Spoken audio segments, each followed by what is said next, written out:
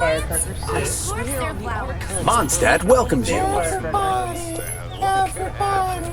Everybody gets to see the cats. But thick as you are, pay attention. The shape of an L on her forehead.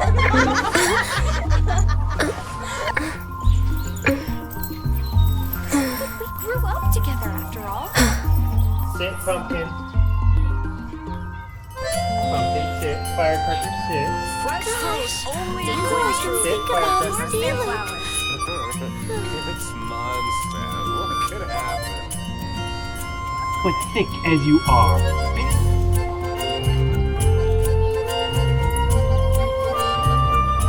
grew up together after all. Welcome back to Mango 3. I'm here. We're going to continue with Genshin Impact. There's a special event with the Beetles fighting. I think it's starring Itto. If we finish early, we'll go ahead and continue with the main quest. Sounds like game's already started. Only in Queen's fruit. Moon pie. That's what I'll make tonight. Actually, I should... Oh. It's so switch nice to, to uh, de-stress. Give me a better prize. I mean, switch out of keyboard. Oops, plug it in.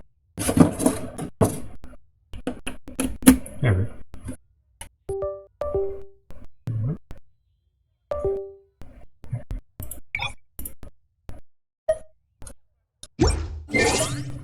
All right.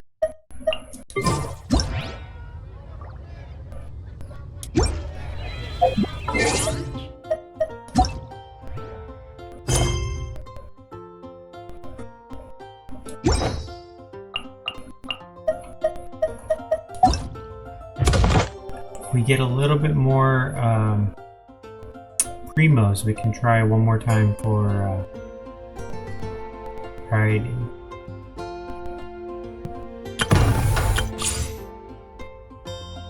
Riding children. Alright, Beetle House. Let's go. Character is involved in other quests. Oh, well, let's finish this other one real quick.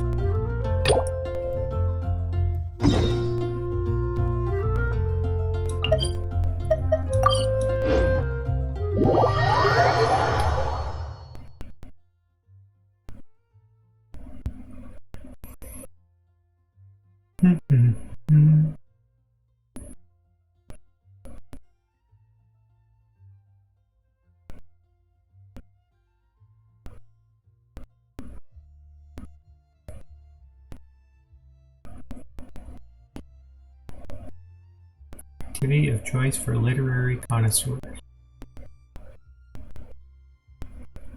I have not read all my books. There are lots of books in this game.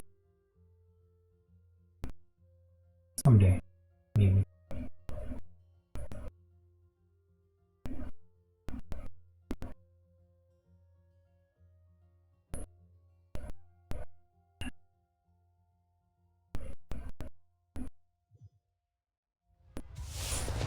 Born of ice and frost.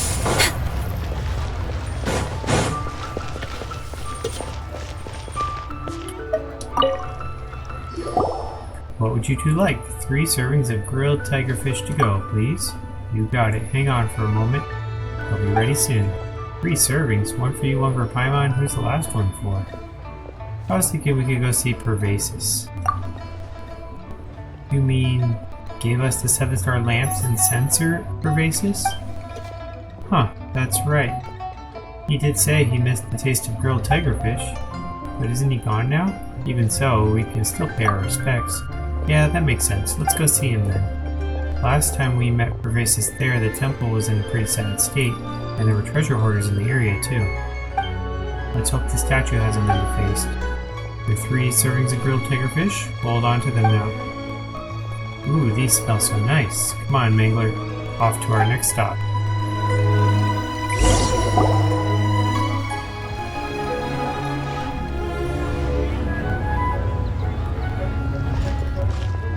Huh? Look! Over there by the hot pot stand! We know them! Huh? Close up. Traveler, Paimon! Paimon, you're here too? She's wearing a mask. Yuppie, Shinobu! Here for some hot pot, huh? What's the occasion?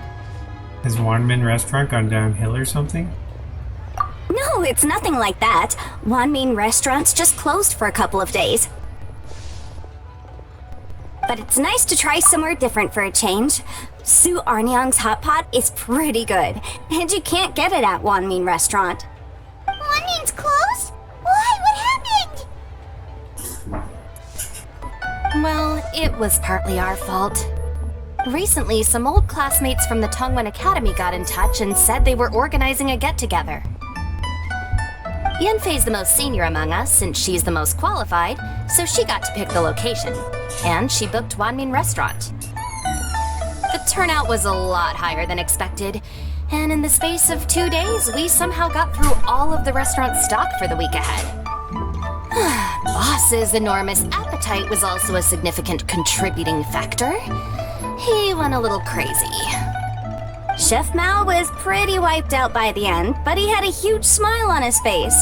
It was the best business he's had in months. The only thing is, it'll take him at least a couple days to fully restock. Boss? Itto? Ballchucker's here too? Ah, Paimon's surprised we haven't seen him. Those horns stick out like two sore thumbs. Yeah, when he heard I was meeting up with some old classmates, he got very excited and decided he was coming with me. His logic was, and I quote, "Any classmate of Shinobu's is a classmate of mine." Sounds like him. Notwithstanding the fact that Boss has never studied a day in his life, I think he just feels that he didn't get enough chances to indulge his taste buds last time he was in Liyue. That other kid you guys brought with you, though, what was his name again? Oh yeah, Grandmaster Hanakato. He seems like a smart cookie. You probably didn't notice because you were busy chatting to your classmates at the time, but he was helping Chef Mao out in the kitchen, trying to pick up some Liyue cooking skills. I suspect he just wanted to learn how to make some new dishes to feed to his Oni Kabuto and make them stronger. Grandmaster Hanakato? Where do we know that name from? Oh yeah! Didn't we meet him during that beetle battle thing that Bullchucker organized that one time? The almighty Arataki, extraordinary and exhilarating extreme beetle brawl? That's right. Good memory, Paimon. After the near catastrophe that was the Beetle Brawl, Hanakato became an ally of the Arataki gang. He and Boss regularly hang out to have practice matches and discuss Oni Kabuto rearing strategies. But to his credit, a lot of the things he ropes Boss into doing in the name of beetle brawling actually result in Boss doing some real work for a change. It's made things a lot easier for me. For instance, they've decided to spend a few days helping Chef Mao restock the kitchen. Partly to thank him for the epic feast.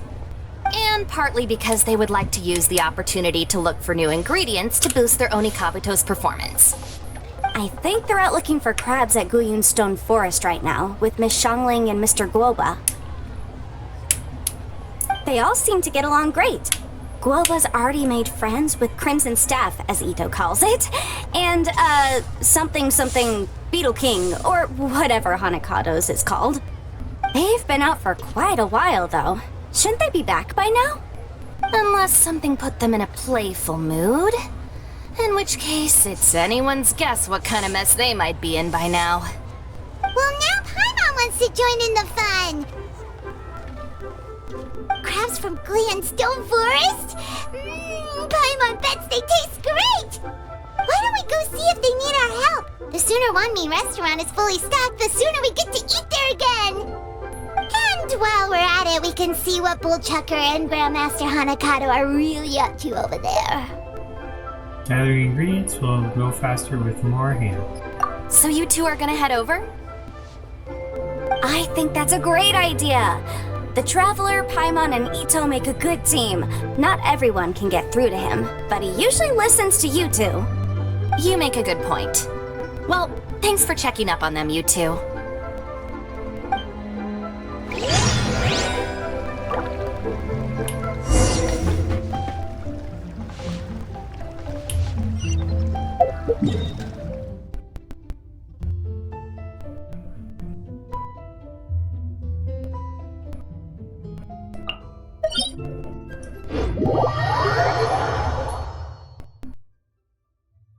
It's over here on the island.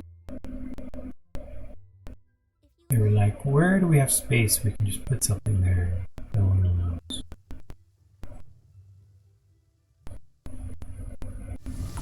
It is something of a luxury, but I love listening to the rain from the courtyard.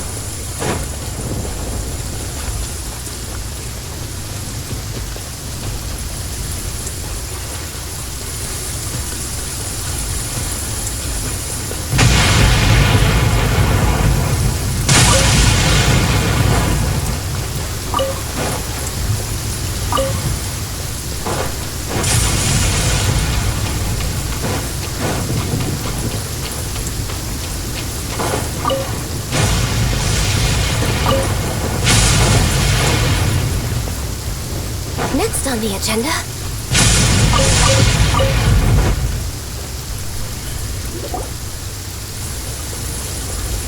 Green and hard. Ah, I see it now. A hard shell, a whole bunch of legs, looks like a born warrior. The crab is the Onikabuto of the sea. Throw one of these bad boys in the ring and your Onikabuto will have to seriously up its game. That's right, Oni King! Technically, the crab belongs to a different species, but it has all the qualities of the perfect warrior beetle. Pitting Onikabuto against crabs during their training is a surefire way to rapidly improve their strength. Then it's time for Crimson Staff and Ironclad Beetle King to train harder than ever before. No rest until they've flipped every crab in the area onto its back. And once they're done, we'll just need to stoop down and scoop them up. No more chasing crabs all over the beach. La la la la la. Looks like Xiangling and Guoba are part of the gang now. Sign me up. Traveler, Paimon! Fancy meeting you here! Are you guys out for a walk or something? Hey, Xiangling! Hey, Guoba! Well, we were going to gorge ourselves at one mean restaurant, but then we ran into Yanfei and Shinobu, who told us you were closed for a few days. So we figured we'd come find you guys and see if you needed any help. Aw, you guys! Thanks for being such loyal customers! It's so kind of you to help! With Mr. Itto and the Grandmaster helping me for the last couple of days, we've actually got most of the things we need now. All that's left for us to get are some fresh crabs.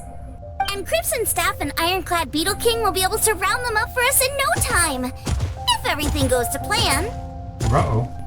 Uh-oh. Sonic the I Hedgehog. may have spoken too soon. It's a geofishing hatchling! Bullchucker! Hanakata, watch out! Hold on, stay calm. I'll assess the situation. Hard shell? Check. Legs? Not too many, but it more than makes up for that with the whole rolling thing. Yeah, looks like a mean fighter. This is what you want to train your Onikabuto against. How right you are, Oni King! With a training partner like this, an Onikabuto is sure to reach the apex of its abilities. Are they serious right now? Wait, I think I recognize that thing. It's always rolling around on a nearby island. It's made quite a reputation for itself as far as Guyun geobishops go. People have taken to calling it Crystal Tornado. Why tornado? It's because if you ever set foot on its little island, then it whooshes over and gives you a nasty whack on the head. It's really aggressive. How did you come to learn that? Oni King, allow me to send in the troops. I shall monitor the battle from a safe distance to assess our enemy's prowess. Go, Ironclad Beetle King! Test your challenger to its limits!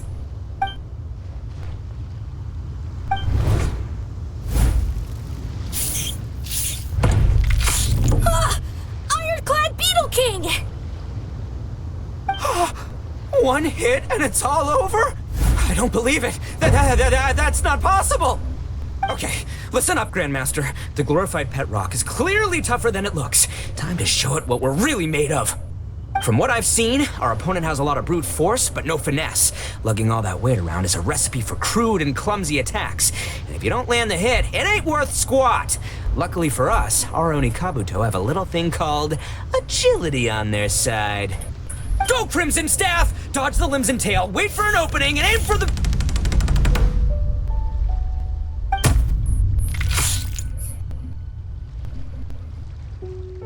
Defeated. Fatality. Belly. Oni King, shall I send in some more Oni Kabuto, or... What?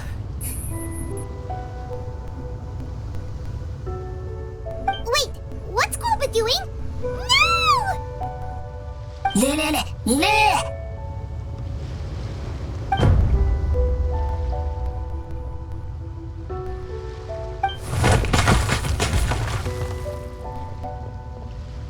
Wait! The He bishop raised his can arms and said, "I'm understand bigger than Gooba? you." Huh. It just up and left.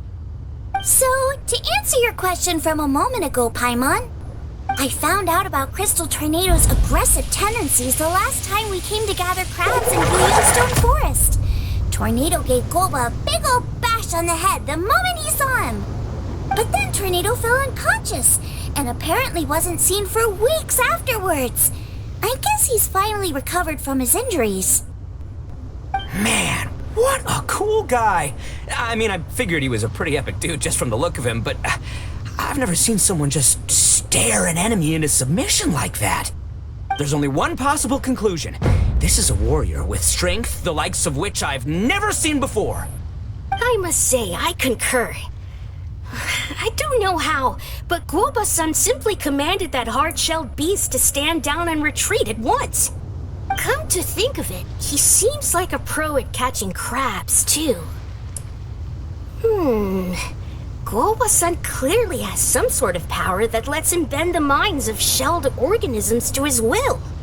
Ah, that's it! The truth has been hiding in plain sight all this time. Guoba-san is a virtuoso beetle battler. With his skills, he can direct an Oni Kabuto's each and every move. Huh? Oh, of course. Yeah, that makes total sense. Of course. These are the kind of brainwaves that make you the Arataki Gang's greatest ally. You see, if we can get Guoba-san to teach us the art of shelled organism mind control, we'll be unstoppable. The entire beetle fighting world will be our oyster.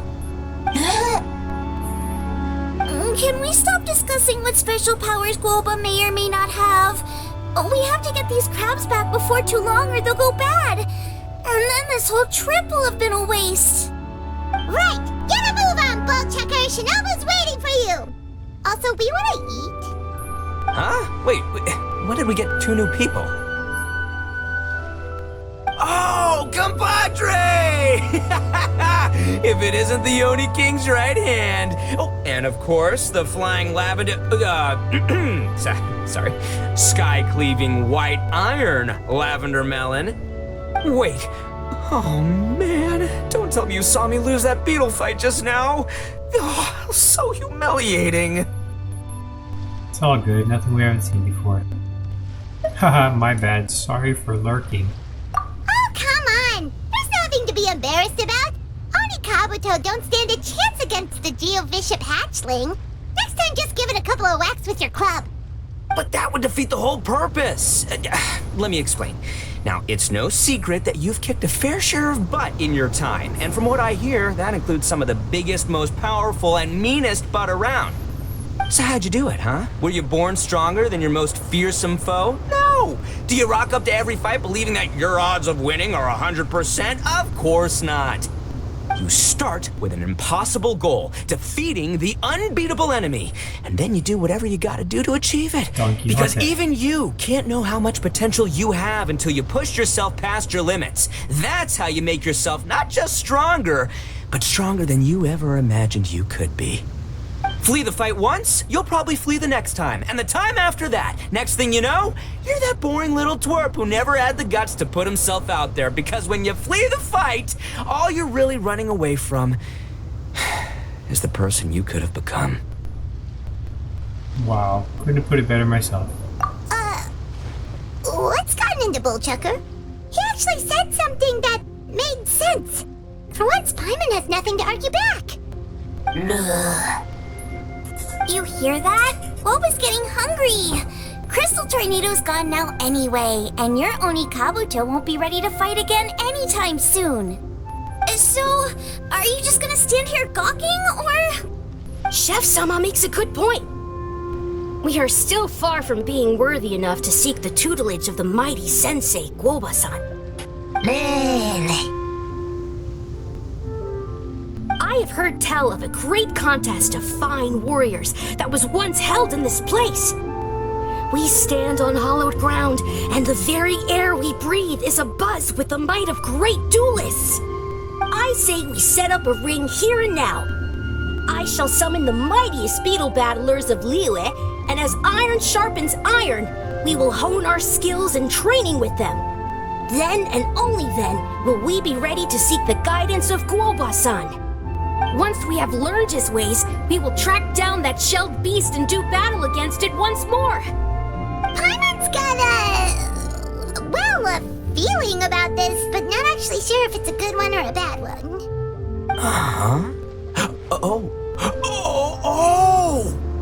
I'm with you, Grandmaster. Yeah, you're saying the time has come to unveil the plan. This is the moment. It's time for the long-awaited Arataki Blazing Armor Beetle Battle Boot Camp. That's right. There's no time to lose, Oni King. Let's set up the arena. Hey! We weren't done talking to you yet! Ugh, unbelievable. Look at them. Not a care in the world. Alright, more beetle fighting. Woo! What did they say it was called again? The Arataki something? Anyway, some sort of beetle fighting tournament, right? I think Hanakato might have mentioned it before. If I wasn't so busy with work at the restaurant, I'd love to take Woba along and watch. But right now, the top priority is dealing with all these fresh crabs. Come on, let's head back. Shinobu was saying the Arataki gang came to Liyue for her classmates' reunion, right? Won't throwing an impromptu beetle fighting competition interfere with their plans? Well, not much we can do about it except head back to Wanmin and tell Shinobu.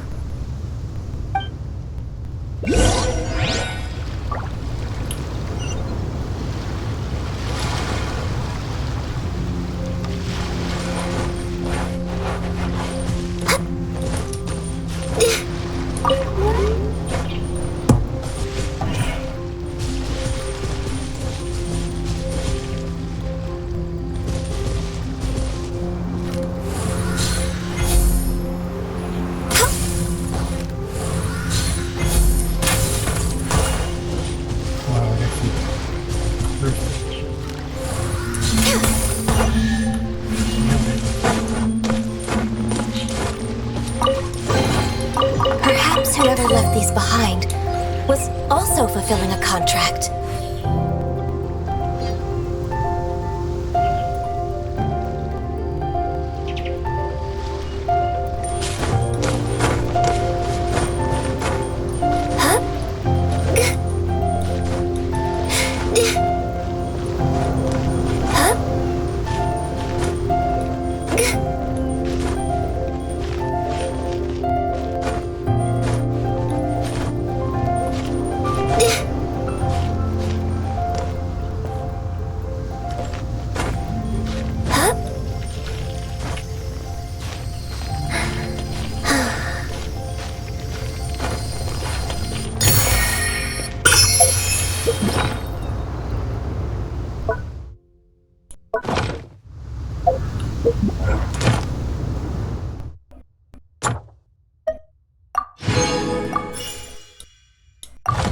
See if we can afford to try one more time here.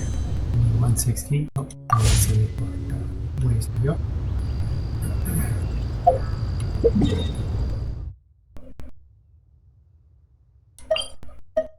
Alright, so we can put up the arena.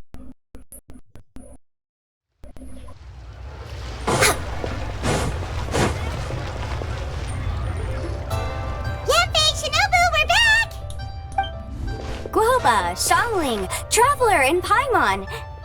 Wait, where are the other two? Let me guess. Itto and Hanakato are up to their usual antics?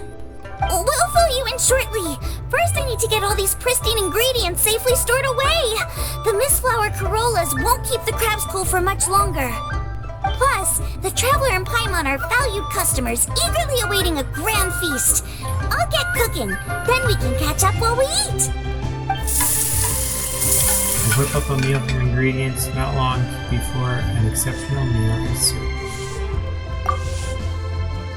By now they're hungry too. Feasting begins. As you dine, you tell them about Itto and Hanato's run-in with Crystal Tornado and the plan to hold the Beetle Arataki Blazing Armor Beetle Battle Boot Camp? That doesn't bode well. It won't be long before things get out of hand. We're guests here, which means we're supposed to be on our best behavior. Leave them to me. I'll put a stop to it. I don't know. I think it could be fun. Anyway, don't stress. Beetle fighting sounds like a great event idea. According to the Comprehensive Compendium of Liyue Law, we just need to notify the relevant office of the Ministry of Civil Affairs, and they'll issue a permit pretty much right away. You never know. Maybe you'll make some new friends with this event. Then you'll have even more people to hang out with when you next come to Liyue. Yeah, and you can bring them all to Wanmin Restaurant for your meals. Wait, first the event, and now you're already planning our next trip?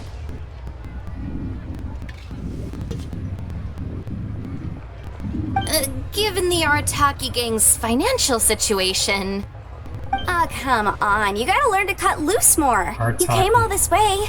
You should be focused on catching up with old friends, making some new ones, and just generally hanging out and doing lots of fun stuff. I need to be at the Ministry of Civil Affairs shortly for something else anyway, so I can get the ball rolling for Itto's thing while I'm there. Alright, I'll handle that while you guys head back to Itto and help get the venue set up. I'll join you later and bring the permit with me. Yanfei is in a good mood today. She didn't take any persuading to help out with the event. Well, event planning's right up her alley. She was an officiator in the Masterful Chefs contest, and she has a lot of contacts because of her work. She's also on vacation at the moment, and her old friend Shinobu's in town. That's definitely put her in the mood to have some fun. Well, I've missed my chance to discuss the issue of our funds. Guess I've got no choice but to deal with Boss directly now. Traveler, Paimon, thanks for all your help so far. I promise I'll make it up to you the next time we meet. You mean you don't need us to come with you? Well, if Itto's serious about defeating that Geovishap hatchling with Oni Kabuto, Paimon's kinda curious to see how everything goes down. We're gonna join the competition too. Now that you mention it, didn't you help Boss out a lot at the last one of these? The almighty Arataki extraordinary and exhilarating extreme Beetle Brawl? You remember that? Oh, we didn't really help out. We just played a few matches. But it was actually super fun. Either way, it sounds like you understand Boss's perspective far better than I do, so maybe you'll be able to help me talk some sense into him. I'll take all the help I can get. Sure, or, maybe we could just let him go ahead with it, huh?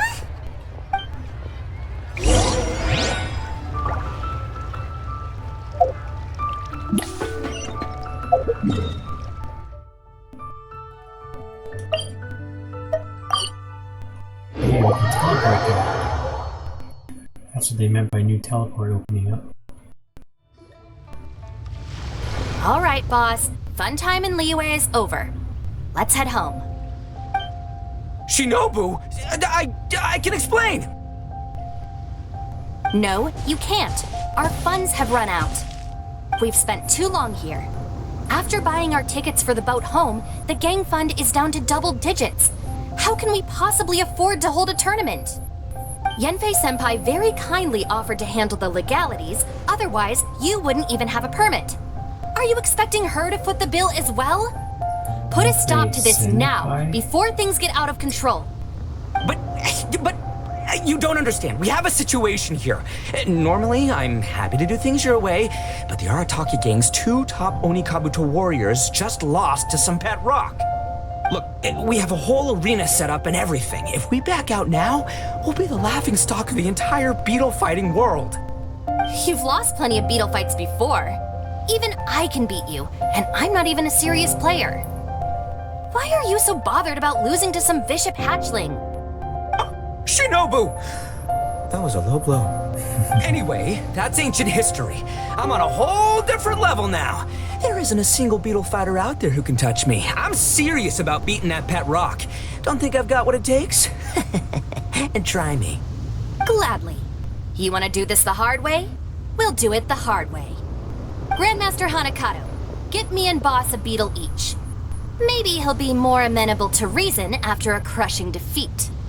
If I win, you have to come back with me. No complaining, and no making any more trouble for Yanfei-senpai. Shinobu, Oni King, You're really doing this, huh? I didn't think you'd take it this far. Okay, so sky-cleaving white iron lavender melon, I delegate this challenge to you. You're making Paimon fight me? No surprises there. Itto is so predictable. What Bullchucker is really saying is, if you want to fight the Oni King, you have to go through sky-cleaving white iron lavender melon first. Exactamundo, amigo. Sky-cleaving white iron lavender melon is one of the Arataki gang's top beetle fighters, but even she isn't in the same league as moi. So Shinobu, if you want to duel with the Don, you gotta beat the Milan. Except... Paimon refuses.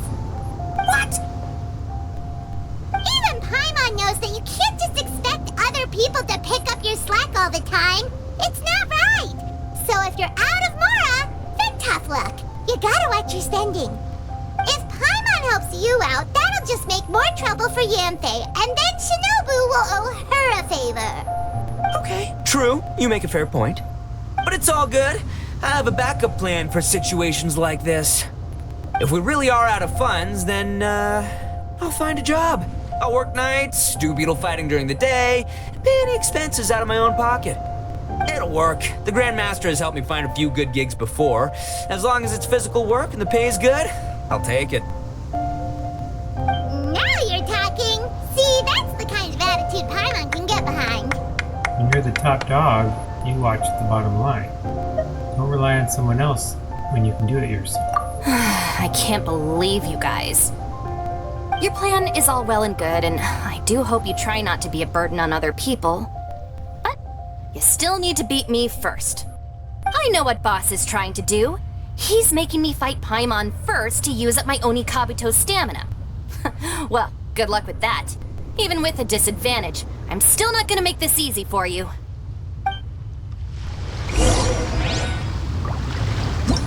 Boot camp about to begin.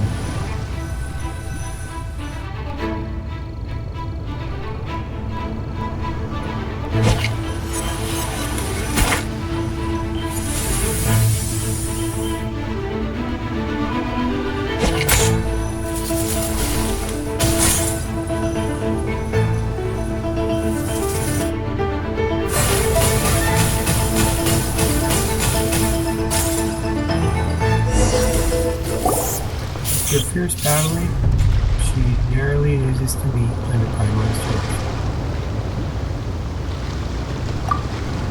I lost. I can't believe it. That was so tense. Shinobu nearly got the better of Paimon there. What a dazzling duel. Hey! That was easy. Sky-cleaving white iron lavender melon destroys Shinobu on the first attempt! Ooh! You really are natural at this, aren't you? As agreed, we now have Shinobu's official support to host the Arataki Blazing Armor Beetle Battle Boot Camp. I haven't battled in ages. Guess I'm out of practice. I'll have to move to Plan B. Try to keep costs to a minimum, and make sure Yenfei-senpai doesn't end up doing everything for us. I'm gonna hold you to your word, boss. Fund this event yourself by working nights. Battle Beetles all you want during the day. And one other thing. Our boat tickets home were booked well in advance. I can amend the date, but only by a few days. So, keep this event to maybe 4 or 5 other people tops, or you'll run out of time, okay? I don't want you getting carried away. Got it. Sure, promise. Cross my heart and hope to die. Shinobu, you've got nothing to worry about. Okay, I'll head down to the harbor and see about changing the tickets. I'm warning you, you'd better not go spending all our mora while I'm gone. Okay, so we've only got 5 battles to get in shape enough for Guoba-san. Then we gotta master what he teaches us, then take down that cocky pet rock. Shinobu is asking us to do the impossible here. But this is the kind of hardcore challenge I live for.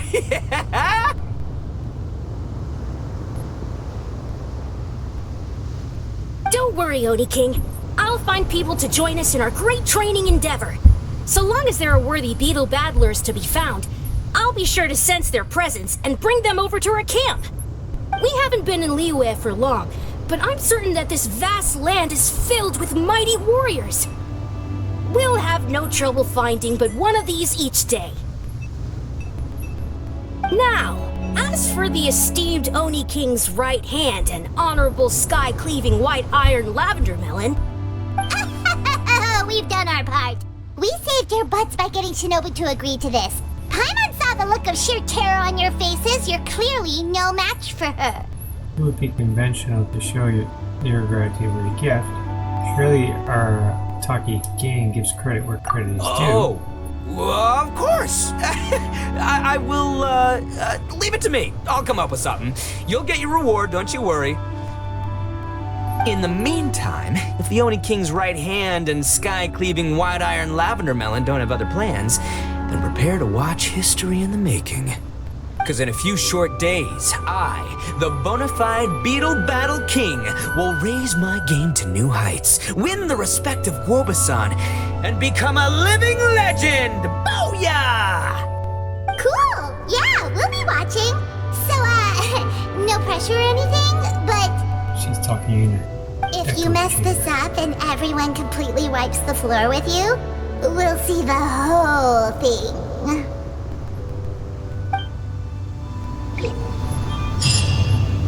Tap forward to instruct it. Half tap closer. Energy fully charged. 2 forward. Back position. Piercing thrust. Dodge your distance. 1 tile backward to dodge them. If we at the same time. Stamina. Damage. Should we really be off work this early? There is still a lot left to do. 30. Okay, so we can claim rewards at some point. I'll let me forget. Okay.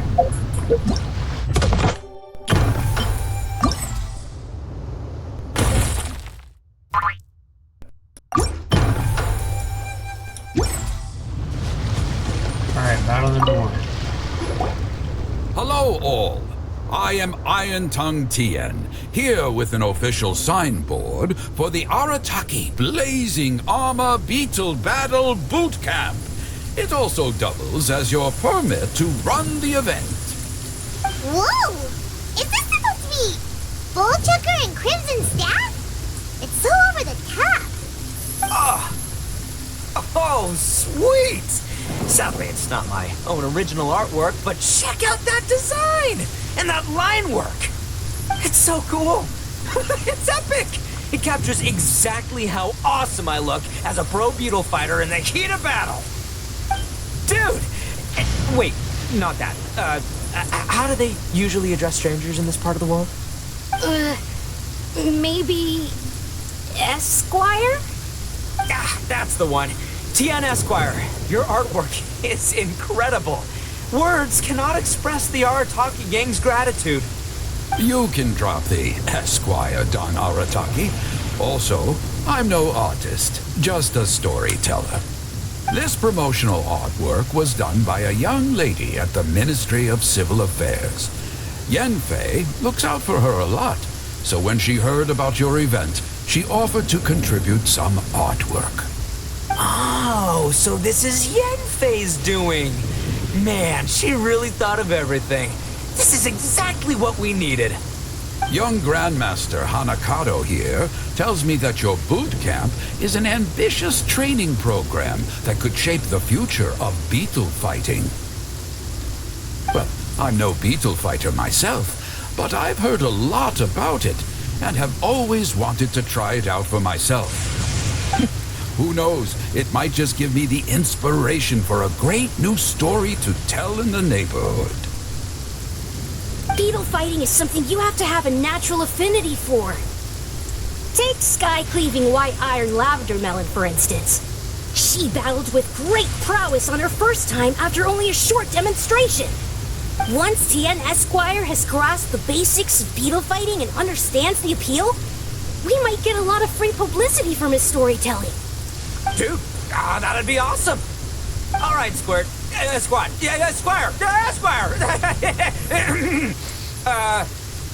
May the best man win.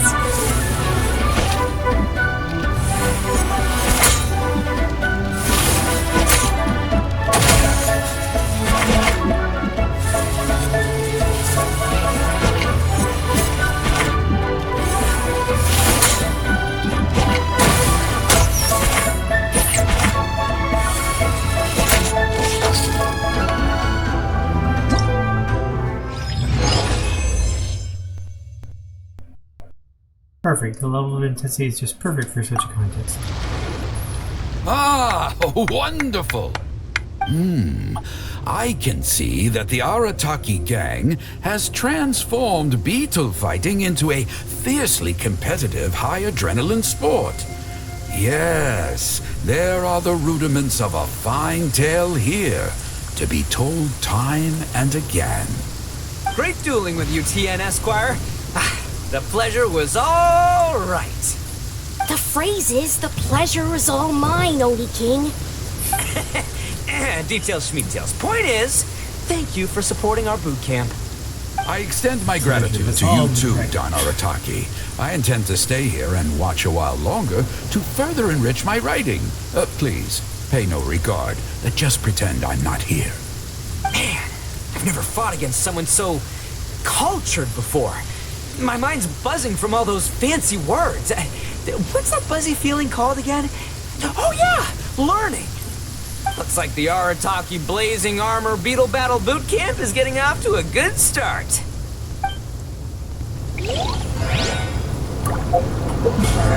Some rewards.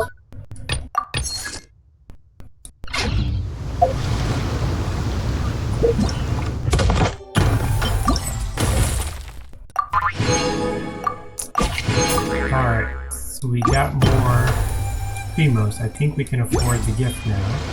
If you love Wish or whatever you call it. Yeah, Wish. Yep. on the grass.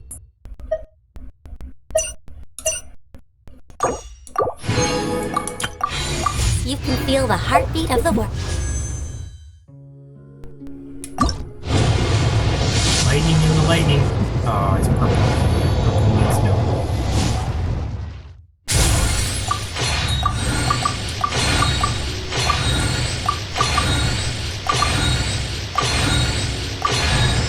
Hey, we got Bennett. A lot of people say he's a really good character.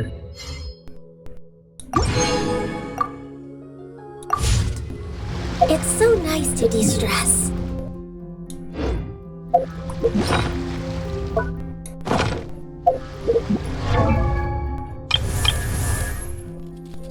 Oh, she got 10. Her friendship's all filled up.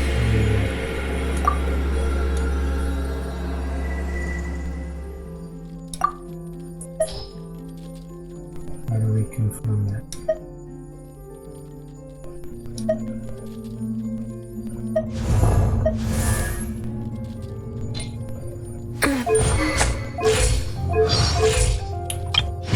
There we go. Okay, so we got her background.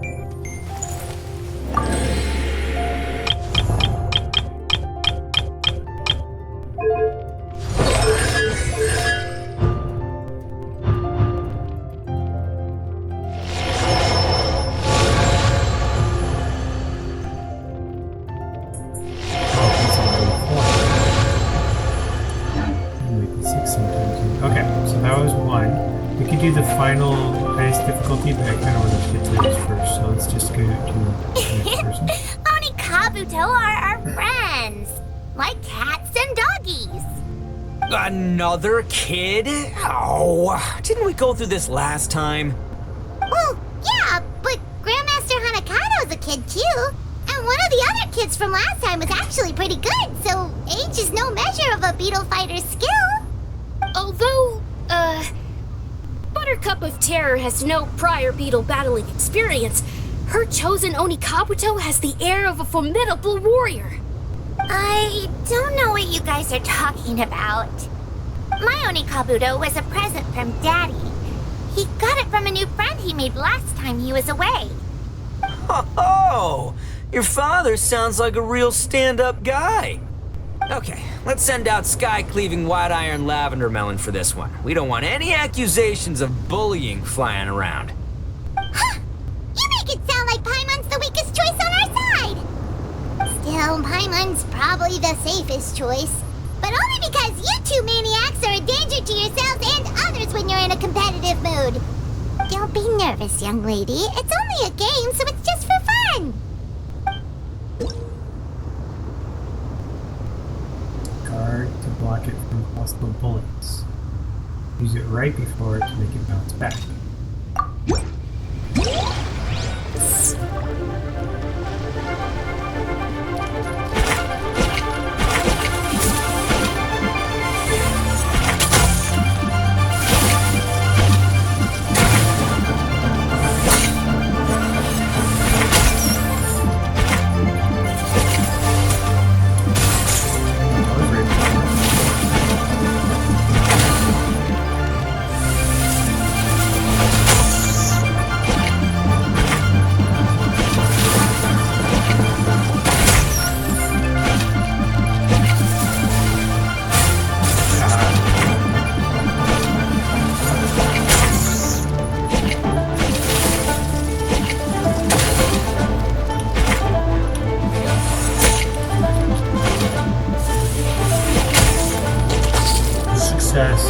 Nailed it. Awesome. Piece of cake. It's over? What fun! Yeah, what's fun? Paimon nearly messed that up. Oh, I nearly died of a heart attack. That little beastie is fierce. Even I would have had a hard time. How'd you get so freaking good at this without a teacher? Is everyone in Liyue a born warrior or something? So, this is how Oni Kabuto play together? I get it now! Buttercup of Terror. Do you have time to play some more? And I also want to watch you guys play too. Looks like Buttercup of Terror has a real knack for this. Oh, kinda terrifying. Hey, Bullchucker, if you had this kind of talent, you could probably have learned how to communicate with shelled creatures just by listening to Guoba talk to Crystal Tornado. Ha! Yeah, I wish.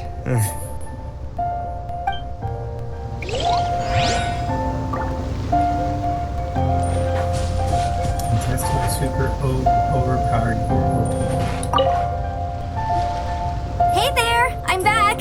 So then, how's the Arataki Blazing Armor Beetle Battle Boot Camp coming along? Great timing, Yanfei.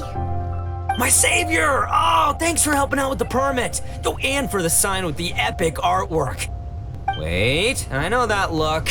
Are you, looking to flip some beetle too? Something wrong with that? I have a big client who does a lot of cross-border commerce. Anyway, she showered me with gifts once after I helped her win a huge lawsuit, and among them was a very special Oni Kabuto. I didn't know how to look after it at the time, so I got Granny to look after it for a while. It's looking pretty buff these days. Mind if I join in? You're not worried I'll cramp your style, are you? We ought not dismiss your savior, Oni King. What she lacks in experience, she makes up for with one of the sturdiest built and most awe-inspiring Oni Kabuto I have ever seen. You make me an offer I can't refuse. All right, time to send in the Oni King's right hand with Crimson Staff. I know my compadre will stay cool under pressure. You betcha. So it's me versus the Traveler? All right! I haven't quite got the hang of this game yet, so apologies in advance for any blunders.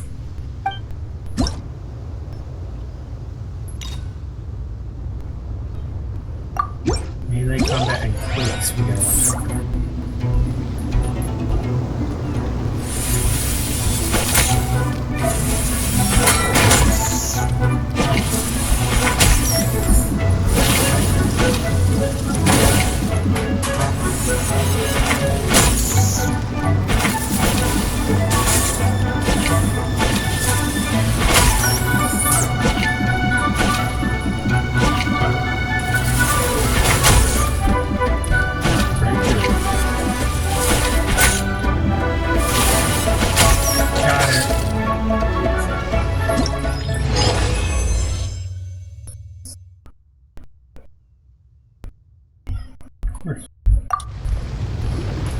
Yanfei's Oni Kabuto is so strong!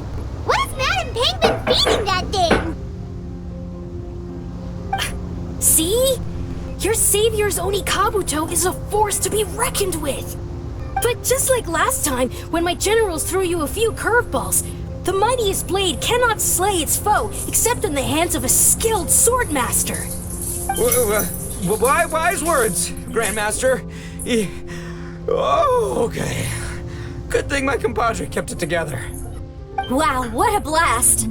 I could get into this whole beetle battling thing. This is so much fun. Thanks, everyone. I'm gonna stick around and play some more.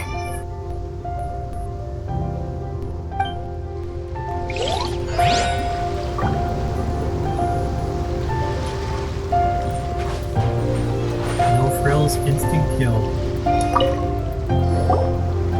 No, this makes no sense. How did you do that? My reputation is destroyed! It's like a bean to the heart. It was an honor doing battle with you, good sir. What the? So polite. So, been busy losing while we were away, Bullchucker? I don't see it that way. Unless the bona fide Beetle Battle King is ready to give up now, he hasn't lost to me yet. In battle and in life, it's normal to hit setbacks every once in a while, but a setback only turns into a failure if you make the decision to stop trying. Word! Heck yeah! I ain't about to admit defeat yet! Still, there's nothing to be gained from constantly making excuses. Don't put all your energy into talking garbage. Spend it on fighting a little harder instead. Oh, burn. Oni King, this brand of enemy doesn't seem to be your area of expertise. I advise you send in another of your generals and observe the duel in detail. Watching others do battle is also a crucial part of a warrior's training. Some skills one learns by doing, others one learns through observation. Good point, Grandmaster. And good timing, compadre. Oni King's right hand, I'm handing the fight over to you. Finally, it's your turn! Make it count, Traveler. Yeah, piece of cake. So, I'm going head to head with the legendary Traveler. Guess I better look sharp.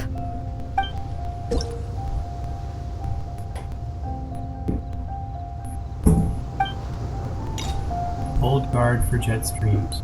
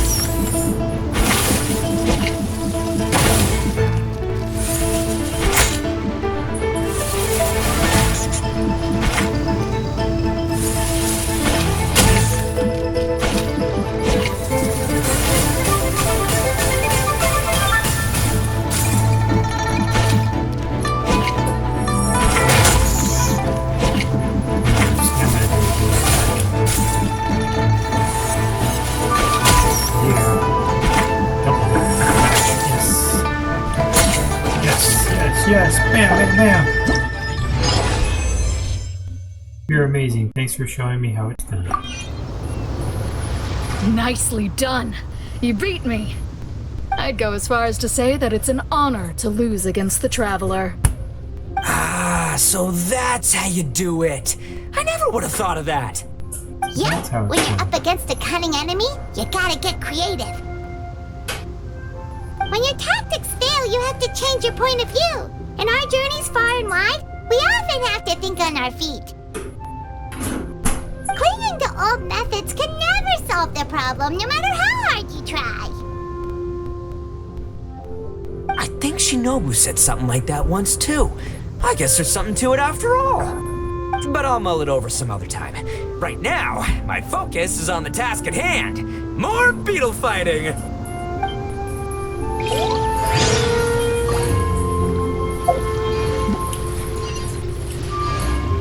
Alright, we gotta fight Colossus Count Crushmore.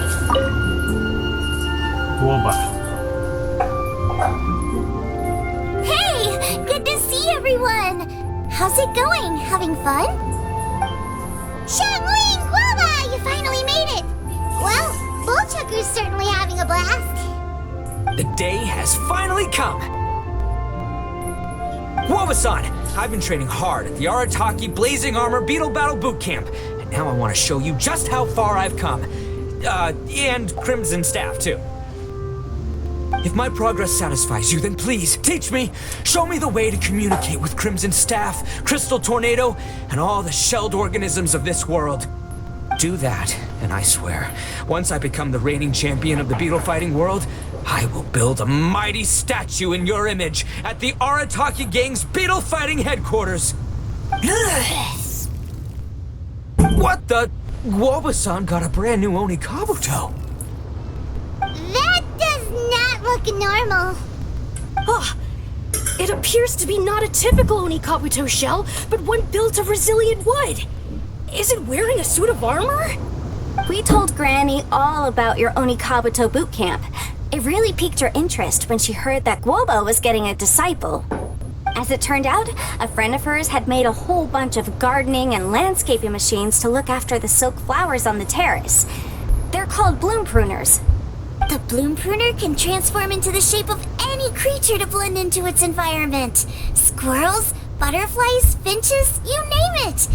And of course, Onikabuto too. So, Master gave Guoba a bloom pruner and got it to take the form of an Onikabuto so it can battle against you. That's pretty high-tech for a gardening appliance. That's what I was thinking. Xiaoling's master is Madame Ping, so Madame Ping's friend. Aha! Of course! Remind me who that is again? No machine can compare to a real live Oni Kabuto warrior. Did Guoba-san pick a dumbed-down enemy on purpose so we can showcase all our awesome skills? You may be wise to temper your optimism, Oni King. My beetle senses are failing to detect this Onikabuto's might. Or perhaps it's too profound for me to fathom. It's not even alive. There's nothing for you to sense.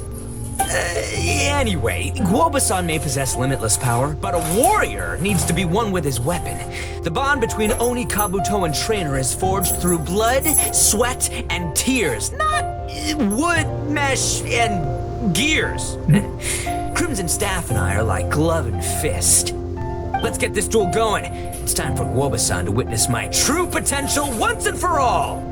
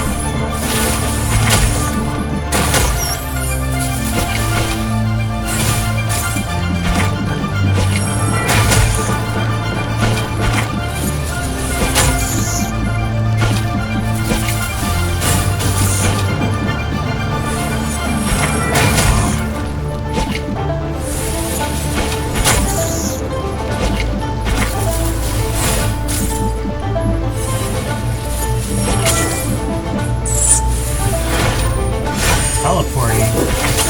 Since when can you do that?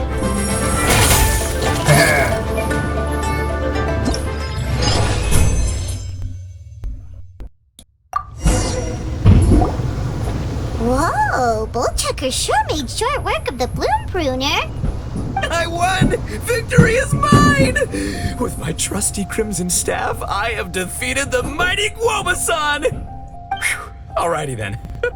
The moment I've been waiting for. Guoba-san, if I have earned your recognition, I humbly ask you to teach me the ways of shelled organism communication. Huh? Guoba-san, you look pleased? But you just lost to me in battle. Does this mean you're proud of me for my swift progress? Oh, shucks. I don't know what to say. You're too kind, Guoba-san. Oh, you're just being modest. I know you were going easy on me. It looks like Guoba's all warmed up now. The bloom pruner is ready to operate at full power. Guoba, remember the plan? In this round, we want to increase the bloom pruner's power output from 0.1% to 1%, okay? Any higher and you'll risk knocking Itto's Onikabuto out cold. Oh dear. Okay, there it is. Paimon knew something was up. 0.1%? As I feared, we have barely scratched the surface. Wait, hold on a minute. 0.1%? As in 0.1%? As in 1/1000th? You've gotta be kidding me. All that was just 1/1000th of its top power?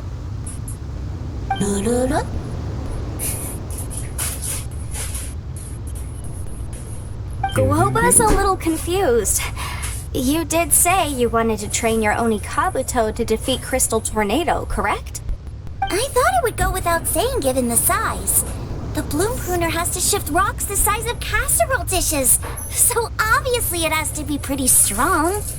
Even then, Crystal Tornado is bigger still. It dwarfs me and Guoba, and it's even taller than you. That's impossible! If we were talking, twice as strong as the last fight, I think I'd have a shot. 10 times as strong, and we're already looking at losing most, if not all, of the time. About 1,000 times stronger? Who am I kidding? It's hopeless. When your tactics fail, you have to change your point of view. In our journeys far and wide, we often have to think on our feet. Clinging to old methods can never solve the problem, no matter how hard you try. Of course, Guoba-san. This is what you've been trying to tell me all along. I gotta study mechanics, then build a suit of armor for Crimson Staff that'll take his abilities to a whole new level.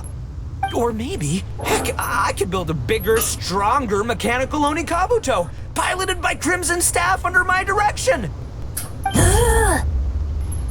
An Onikabuto piloting a mechanical Onikabuto? How do you expect to pull that off? Does that even still count as a beetle battle? Dare to dream. Seeing the power of Bloom Pruner has made me realize something. There's a natural limit to Onikabuto's strength. People have tried to tell me this before. Shinobu, the Grandmaster, especially Sky-Cleaving White Iron Lavender Melon. Admitting defeat is shameful, but not even trying to mix up your tactics one time? That's just plain stupid. Guoba-san has shown me a new path. Mechanically modified Onikabuto. With this new technique in my arsenal, size will be no obstacle to me and my valiant beetle warriors as we set out to beat Crystal Tornado once and for all. Doesn't sound too good. Looks like Guoba's not too sure about all that. Mechanics, huh? I'd have to get my master to see if her friend would be willing to help. She's the expert. Did you say expert? Please, Guoba-san, Chef-sama, my savior, introduce me. Thinking of becoming the second Arataki gang member to study in Liyue, are you, boss? Shinobu, when'd you get back? Time's up. We spent our last mora on these boat tickets, and if we don't get to the harbor pronto, they'll go to waste. Give me a minute, okay? We're in the middle of an extremely important discussion here. Yeah, I heard. I was actually very pleased to hear the suggestion of you doing some sort of studying coming out of your own mouth. I have some relevant experience, so I can write a little booklet to get you started. But unfortunately, studying in Liyue is very expensive. The Arataki Gang's typical expenditures are a drop in the ocean by comparison. So, what do you intend to do about it? It'll be fine. I'll just, I'll work like a horse when I get back to Inazuma.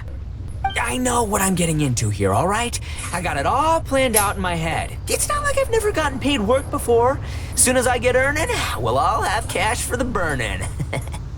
And don't think for 1 second I'll be abandoning you or the rest of the Arataki gang neither. I ain't the kind of head honcho that runs off to go study and leaves his gang behind. If we're gonna study, we do it as a team. Once I've got enough mora for everyone's tuition fees, the whole Arataki gang is coming to Liyue. We'll study together, learn some epic new skills together, and come out the other side as the stronger, smarter, invincible Arataki gang. You're saying all of the right things. Who are you and what have you done with Boss? Wow, Bull Chucker! Those were some bold words! You better make sure you follow through. Arataki Itto is a man of his word. Don't rely on someone else when you can do it yourself. Why didn't I say it last time? Was it? Of course, I still need to iron out some deets in terms of what kind of work I can get and how much I can break in per day, but yeah. In that case, Oni King, I'll stay here in Liyue. Firstly, this will enable me to follow up with Chef-sama and discuss our study plans in detail.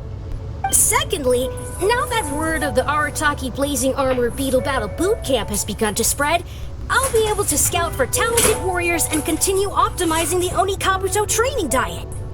Also, if the Oni King's right hand and sky-cleaving white iron lavender melon wish to continue battling or analyze the battle so far, I'll be here to support them.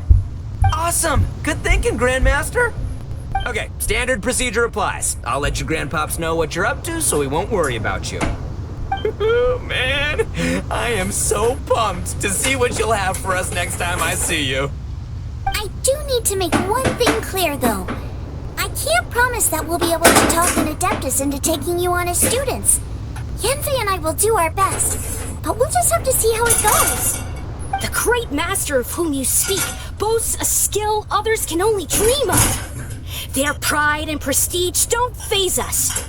The important thing is that I, on behalf of the Oni King and the Arataki gang, can find a way to show them we're serious and sincere in our quest to master the mechanical arts. So I'll need to do some research to find out what kind of gift we should offer if we're to be seen as worthy of learning the mysteries behind the manufacture of the Bloom Pruner. Boss, we gotta leave right now or we're not gonna make it in time. All right, I guess this is it. Traveler, Paimon, Yanfei-senpai, Miss Xiangling, Guoba. You've all been a huge help to Boss with this Beetle Battle event. I really can't thank you enough. Please, take this as a token of my gratitude. I hope you can find some use for it in your future endeavors. Wow, you got us a gift! Thanks, Shinobu, you're so thoughtful! Freebies for the win. The time has come. Adios, compadre. See ya, sky-cleaving white iron lavender melon. Goodbye, Guoba-san and Chef-sama. And farewell, my savior. I'll be back real soon, I promise. We'll meet again. La la la la la. Don't make promises you can't keep, Bull Chucker. It's good to have ambitions, but don't let yourself get carried away in the heat of the moment. Do what Shinobu tells you. Be realistic about what you can achieve, and make sure you pace yourself. But of course, if everything works out, Paimon can't wait to see Crimson Staff driving a ginormous mechanical Onikabuto the next time we meet.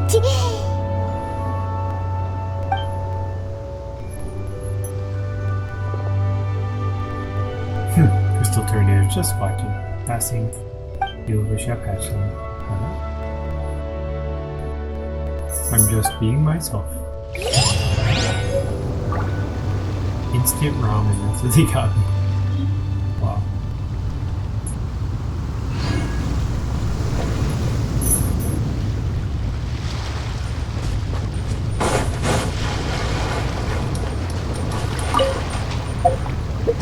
Alright, let's collect all our rewards.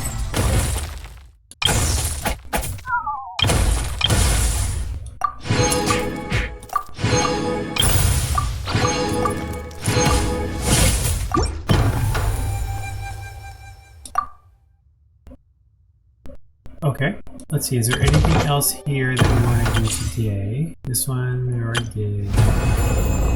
Already claimed that. There's a card game that just opened up, it's not a temporary thing. They're probably just saying new cards available. I think we should go ahead with Should we really be quest.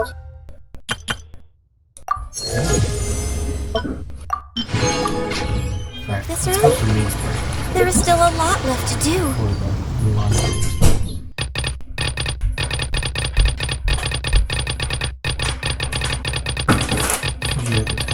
Great.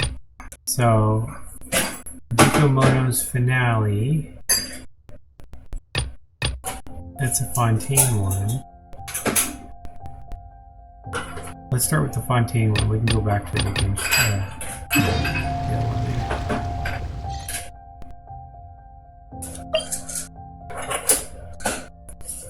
Actually, before we forget, let's grab our daily credits.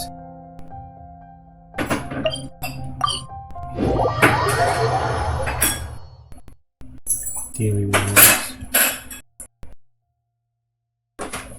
If we're lucky, we can get enough to go one more time.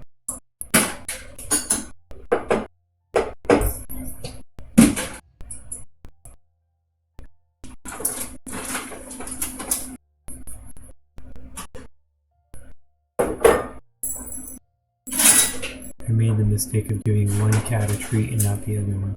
And the other one has been noisy ever since.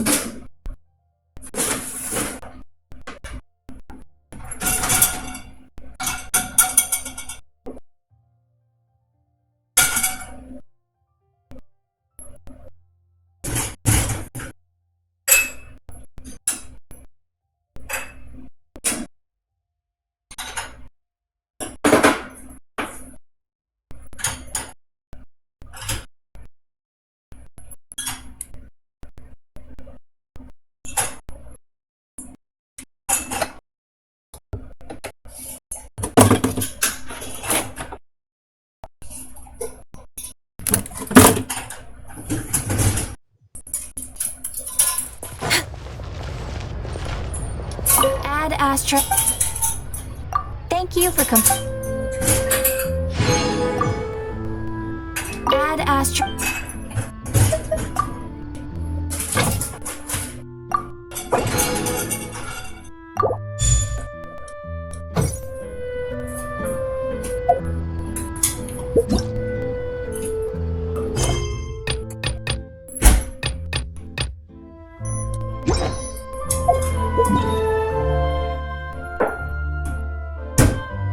Tell us to go to Duke's office.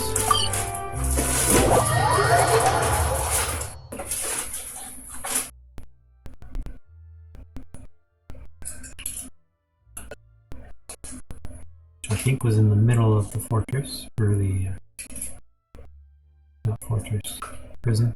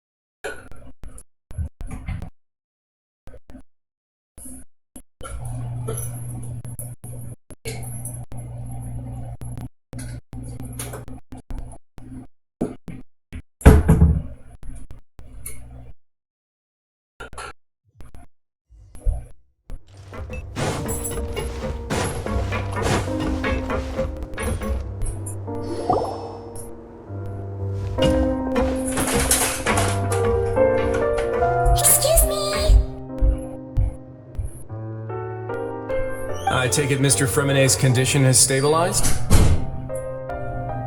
Of course! I wouldn't have left the infirmary otherwise.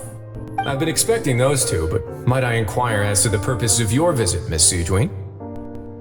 I wanted to check up on Miss Cloran. How are you feeling? Mostly fine, I think. If you don't mind, I'd like to perform another quick physical exam. It'll just take a few minutes. All right. Thank you for looking out for me. I'll take my leave for now, then. Well, want to explain yourself, Risley? Of course, but I'm not partial to the word choice of explain. How about enlighten? Please enlighten us as much as you'd like. Where should I begin? How about you start by asking me any questions you have? You can start with whichever one you'd like to get answered the most. Then Paimon will begin. Did you know about Lenny's goals from the very beginning? No. I just knew they were Fatui operatives sent to the fortress by the Knave.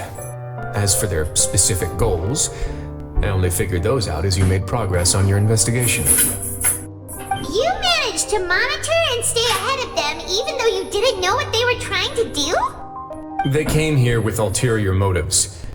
I'm quite adept at discerning what that kind of behavior signals. Why didn't you stop them? Initially, I thought their goal was just to investigate Child's disappearance.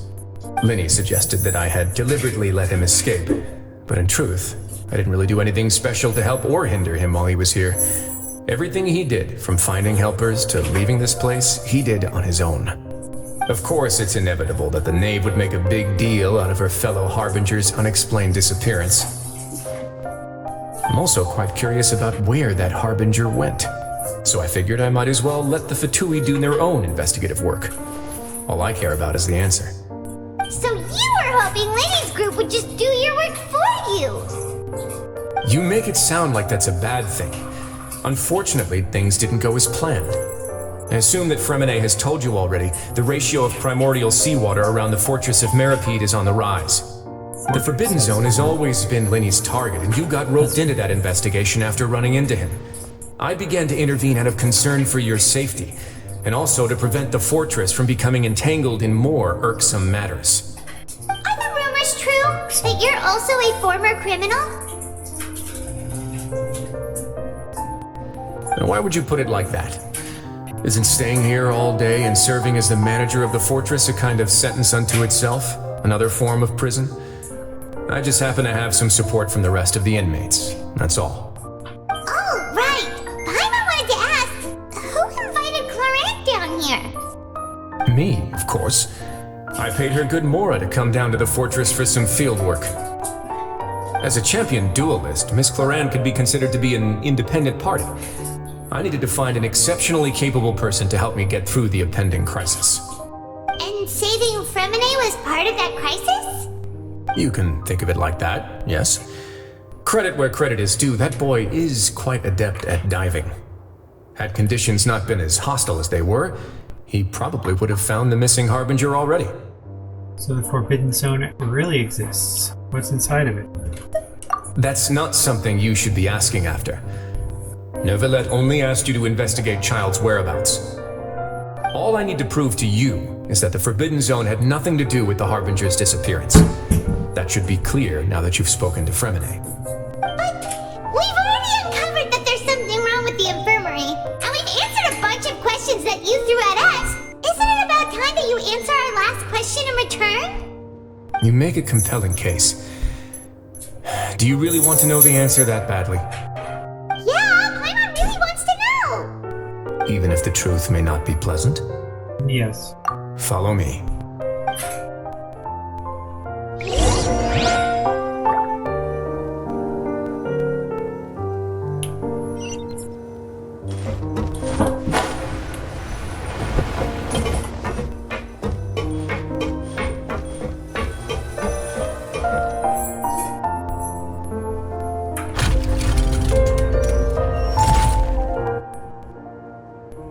There's a hidden door here?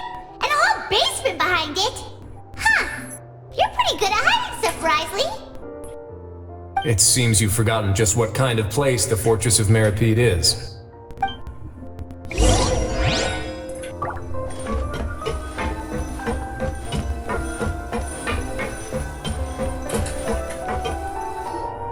Stand on the central plate. Wait, is there a secret mechanism or... Whoa!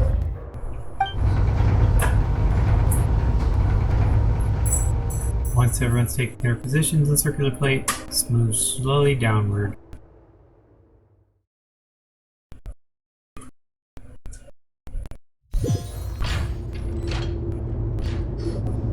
So, this is the Forbidden Zone? Honestly, for a place so well hidden, Paimon sure doesn't see anything special. And that is... What a huge door! There are 3 such isolation gates in total. Generally speaking, I'm the only one who's allowed to go inside. Hence the name Forbidden Zone. Am I correct to assume you're going to run on back and tell your little Fatui friends everything? Well, Paimon wasn't thinking of keeping anything from them. Well, I'd advise you wait until you've seen the whole truth of this place for yourself before deciding whether or not to tell them.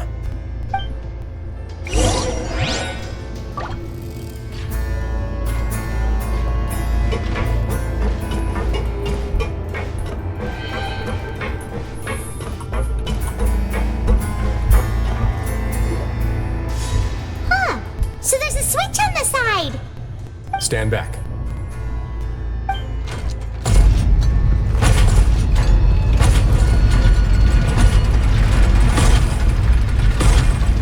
Whoa, they all just went up one by one. What's that in the middle of the room? Go on, have a look.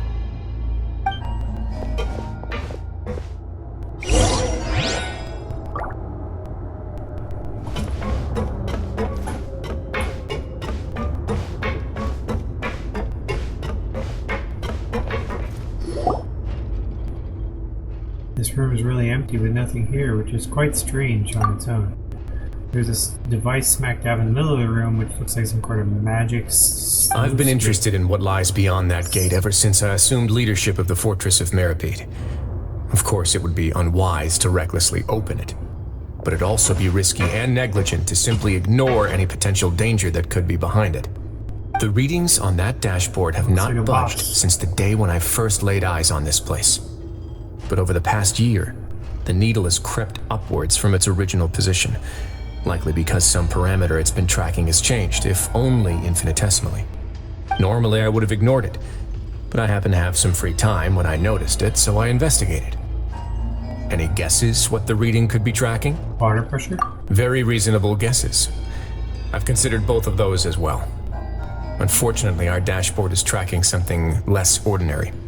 The temperature should vary with weather and climate changes, so for something that rarely shifts, the water pressure is more likely. We ran a few tests to increase the pressure from the outside, but the readings didn't change at all.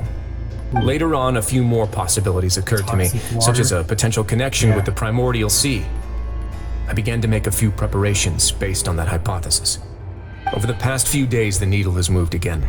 With that, and the symptoms that Fremine displayed after leaving the fortress, I can now confidently conclude that the readings represent the concentration of primordial seawater in the seawater nearby. That's what I'm thinking. The concentration of primordial seawater? But we're already under the sea! Under the sea. And that is precisely the problem. We're at the bottom of the sea, and now we're surrounded by toxic seawater. Somehow, primordial seawater got mixed in, and the concentration is steadily rising. Primordial seawater is continually leaking into the sea? Yes, that's very likely. But forget about the two of us!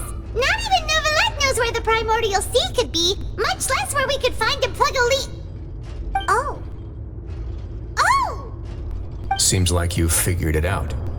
I believe the primordial sea lies directly beneath this sluice gate. For some reason, the primordial seawater levels have risen significantly, and it's now very close to us. The indicators are now red. Although the gate still stands, some primordial seawater has already leaked out and mixed into the sea around us. Oh. If this continues, Soon it will no longer be able to hold back the primordial sea at all. And if the sea's leaking through, if the gate fails, all of Fontaine will fall with it. Yeah, you know what the legends say. If this place falls, then everyone in Fontaine will be turned into puddles in the span of a night. But I'm not from there, so I will swim there and fix it. Why would the Fortress of Meripede be built right above a sluice gate for the Primordial Sea? Who built this place anyway? Your expression tells me you think this might be part of a vast, complicated conspiracy. To be honest, you might find the actual answer may be exceedingly boring. It's just that the secret of the Forbidden Zone had been long forgotten by the nation before I rediscovered it with my research. There's no single founder of the Fortress of Meripede in any traditional sense. What we know about its history has been left to us by the people who used to live here. When the previous Hydro Archon Egeria ruled the land, all convicted criminals from Fontaine were exiled. The people drove the criminals away like a wolf pack chasing away the banished. The criminals received no sympathy of any kind from the people. They were exiled to the desolate seaside, where they experienced only pain, struggle, and the bone-chilling cold. Some of them began to repent and pray to the Hydro Archon, asking if there was still anything they could do. The Hydro Archon took pity on them and said, "You may go guard my secret, deep underneath the waves." And so, leaning on the power of the Hydro Archon, they gathered underneath the sea and began to build a fortress. They became a community down there in the deeps, and over the years helped it to grow. As the number of exiles increased, more and more people joined the community. When the first group of exiles died, they left the yet unfinished fortress to their successors. The Hydro Archon continued to lend her support, allowing the fortress and what it stood for to continue growing ever larger. Before long, this dark underwater fortress became the sinner's only home. And with that, the people here stopped referring to the fortress as a prison. They saw themselves as repenting sinners who would regain their freedom once they had sufficiently redeemed themselves. But as time went on, people also realized that the fortress was a lonely place. Once they had gotten used to life here, they could no longer feel comfortable living in the overworld. Once they had finished serving their sentences, some people left and some others chose to stay. They'd find some idle position and let their withered souls fade away with the ancient secrets of the past. After many, many centuries, few people still remember the reason for the fortress's founding. Now they just see it as an integral pillar of Fontainian society, as the place where criminals deserve to be sent. Now and again, researchers manage to break one law or another and live out their days in the fortress. I learned all this from an elderly historian. Everyone else just thought he'd made it all up. But now you know every part of that history is true. Indeed. It's just as the prophecy says. If this gate fails, then everyone will be dissolved into the sea. Do you believe in prophecies? To be frank, not really. But sadly, that hasn't stopped this prophecy from proving all too accurate. Prophecies are troublesome things. Just hearing one will create the first wave of panic. Seeing signs of it will bring about the second, and actually witnessing it in real time, the third. So is the Duke of Meripede. Just what do you plan to do Let's about go it? somewhere else. I want to show you something. And who followed us in here?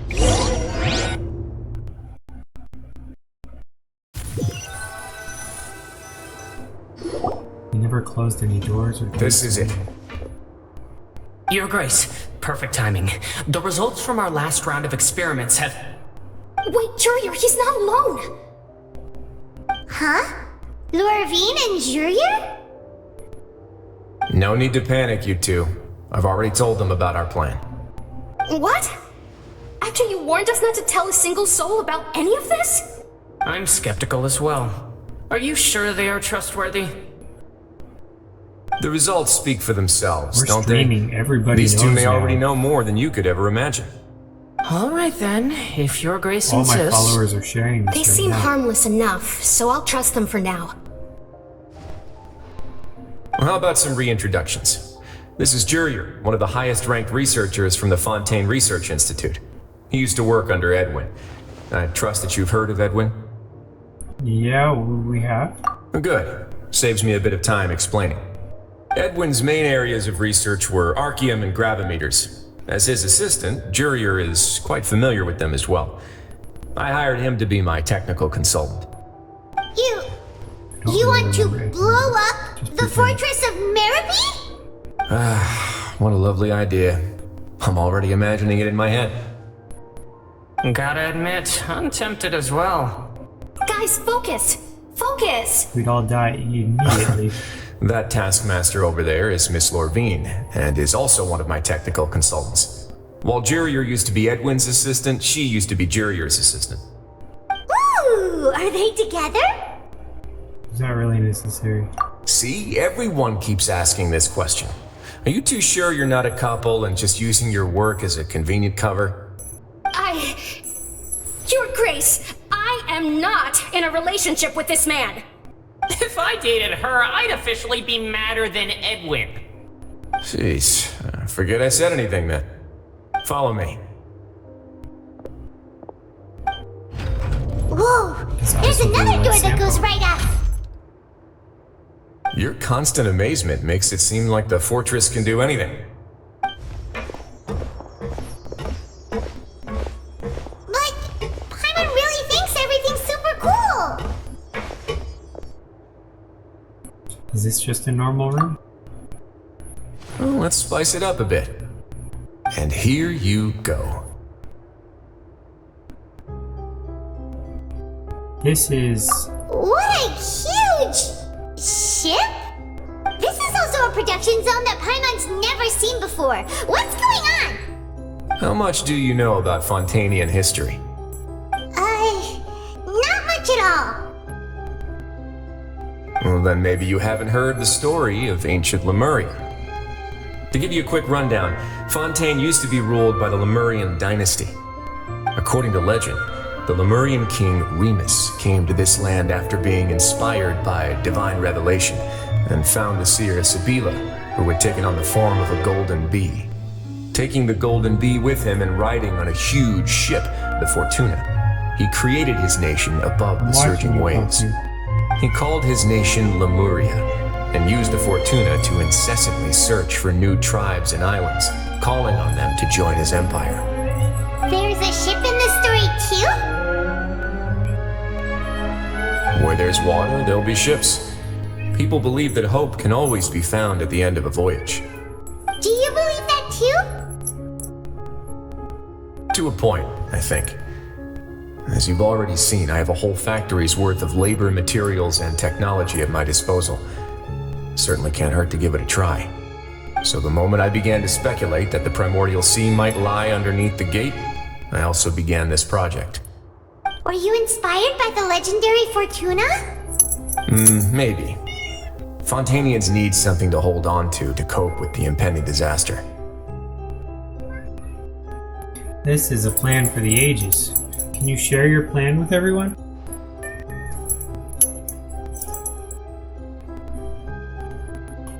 Can't you share For your the plan with workers to everyone? find out the truth behind this ship, riots would destroy the fortress faster than any catastrophe. As the fortress's administrator, I'd never make such a reckless call. All right, that's enough talking for now. I'll need another 3 cups of tea to soothe my throat. Do you have any That's other when they're happy questions? the tail goes straight up. Seems like you're good. Pumpkin's Come permanently on, I'll take you back. Yeah, you are Pumpkin who likes the attention. Besides, Daddy's back from vacation, so I will take up all of his attention.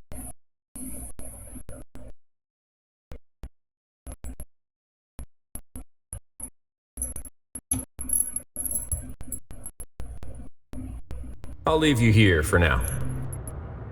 Oh, thank you so much. No worries. But don't forget, it's up to you whether or not you want to share what you just saw. What you do from here on out will likely affect those 3 as well. He means that my actions now will decide the next steps Linny's group takes. In other words, if I want to tell Linny the truth, I must make him understand that we cannot afford excessive conflict right now. Yeah, we'll put a lot of thought into it for sure. Yeah, we will. Great. I look forward to what happens next.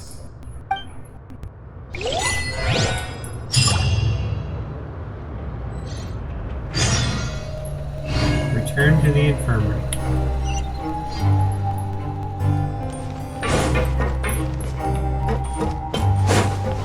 Next on the agenda.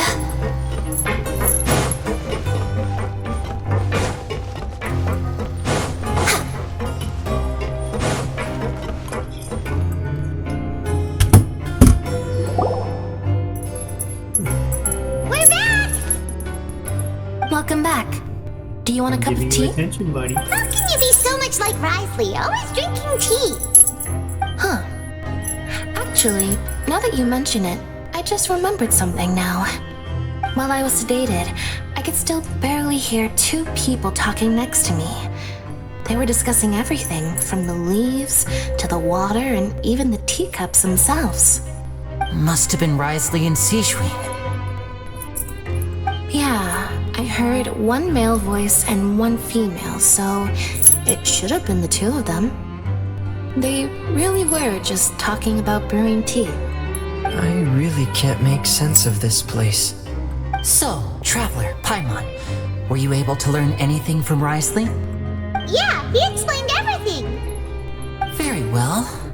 Then, would you mind checking your answers against my speculations? And then he sounds a lot more like his old self. Yeah, I took the time to rest, so I'm feeling a lot more relaxed now. Nobody else is around, and Miss Seishween is also busy with something or other, so let's just talk here. All right, then I'll posit my theories. I asked myself 3 questions. Firstly, why was Fremine affected by the primordial seawater? It was because he dove into the sea. My theory is, the long-lost primordial sea is probably very close to the fortress of Meripede. Ooh, he's good. He got that right on the first try. That's our Linny. Secondly, Risley's attitude changed dramatically during the course of our stay here. He ignored us completely at first, then suddenly roadblocked us. Why? I spent quite a long time thinking about this. If he has been monitoring the Fatui since the very beginning, he probably ignored us at first because he was hoping we could find Master Child for him. What's more, the Fortress of Meripede is not part of Fontaine's court system, nor does it report to Udex Nervulet. Risley is basically the king of a no-man's land. As long as the fortress doesn't do anything about Master Child's disappearance, Father can use it to pressure the Fontaine authorities. And while the two factions are pitted against each other, Risley will be free to move between the parties of interest. If I had to guess, he probably has something that he's working on himself. It's likely related to the secret of the infirmary, but I just can't think of what it could be. Linny's grasp for the big picture is amazing. You're super smart. Thanks so much. Then finally, there's the last question. If Risley does have a plan, what could it be? All I know for now is that his plan probably has something to do with the changing nature of the seawater. He's even gotten Cloran to help him out. That can't be the full extent of what he's doing. There's probably a secret passageway behind the block in the infirmary, and there's something big in the fortress that most people here never get to see. He has a bargaining chip, and it could be important enough for Father to deal with him directly. I don't have enough information, so I have no idea what his chip might be. But let me guess. You have the last piece of the puzzle.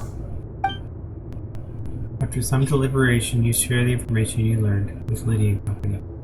While sharing what you saw, you emphasize on enough time for disputes. I can't believe it. The sea will engulf everyone. Just like the prophecy said. Could Risley have wanted to meet Father to figure out a way to deal with this crisis? If you remember, I once mentioned that Father sees the House of the Hearth as her base of operations, and she truly wants to resolve the crisis. But how could Risley have known that? Or perhaps he didn't know and just wanted to bring Father over to his side, which could be why he said he just wanted to negotiate. Yeah, that makes sense to me. I understand your concerns as well, Traveler. I'll figure out a way to pass this on to our father. No matter what, we're on your side. The two of you have already aided us far too much. We probably wouldn't be standing here right now if not for you. If you ever need anything else going forward, please come to the House of the Hearth at any time. Though you may not share the sentiment, after all that we've gone through together, the three of us basically see you as family now.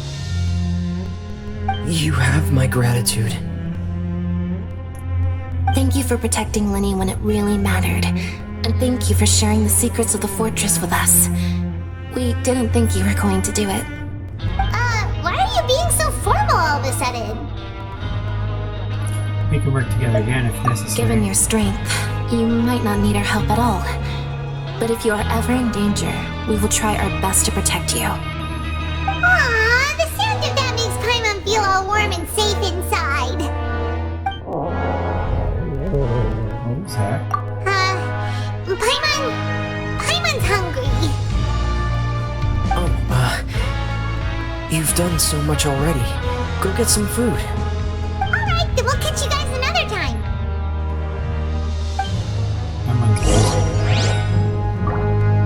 Go to the cafeteria. What's gonna happen while I go to the cafeteria?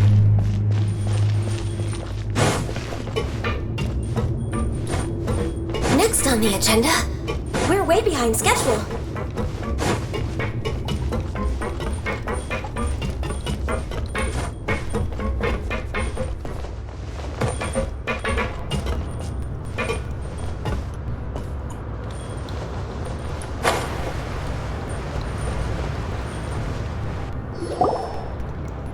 It's time for dinner. Welfare meals now being served in the coupon cafeteria. Come on, let's go pick up ours as well. Traveler Paimon, over here. Are you here for dinner too, Miss Sijui? And I'm taking the opportunity to prepare Miss Cloran's dinner as well. Huh. You're right. She's actually sitting in the fortress cafeteria. What would you like to eat? Huh? We can choose? Yep, you can. I've already talked to our chef, Mr. Wolsey. It's all on me today, so you can get whatever you'd like. All of the tastiest stuff we can offer. I'll have the biggest portion you have to offer. Really tasty. Me too! Don't forget Paimon! No problem. Just leave it to me. I have no idea what tastes good. After a while, meals arrived. Surely unlocked dishes today. Blah blah blah. Drinks. Fan of them. The Paimon by our names. Shakes genuinely taste pretty terrible. So delicious. Amazing. Paimon's so happy. Paimon wants to feast like this every day. Feeling full yet? How's the food? Delicious. Exquisite, thank you. Besides the milk, everything was super delicious. I'm so glad to see you all so happy. Oh, see the expression on your face just now? The muscle here just moved, which suggests that you're feeling quite relaxed at the moment. Sijui, do you do this to help your patients or to better understand human beings? A bit of both, I suppose. I'm a Melazine, which means I'm very different from human beings. I must know what you're thinking if I want to take good care of you. You're really good at taking care of people. Even though you're so short, you still talk and act like an older sister. Short. Really? You're reminded of an older sister? That's great to hear. Oh, and what did you mean back in Risley's office? When you said that you were protecting Linny and his siblings as well. Oh, that. I just asked His Grace to look out for those children, especially that diver boy. I was getting a bit worried after hearing that something was wrong with the water. Thankfully, Cloran is very strong and managed to save him in the nick of time. His Grace also sealed the pipes after Cloran left, to make sure that Linny wouldn't impulsively chase after his brother. Although the path was blocked, we still stationed some guards there to stop anyone from approaching. They were instructed to only open the door once Miss Cloran had returned. Oh, and I was keeping an eye on Mr. Linny as well. We had to press him, but we couldn't allow him to be in any real danger. You were all super considerate and really thought everything through. It's just what we do down here at the fortress. At least this has been His Grace's style for as long as he's been the leader. Oh, I really wish Monsieur Nervula would come down here more often too. I feel like he'd like it here, with all the darkness and chaos.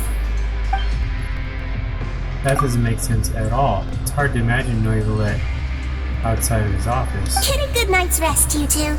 You both worked very hard.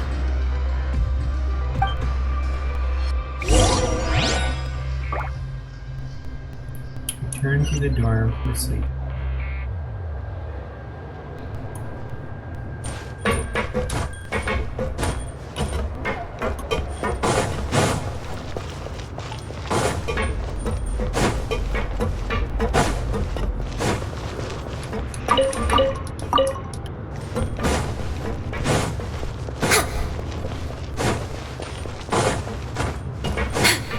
There might be a teleporter, but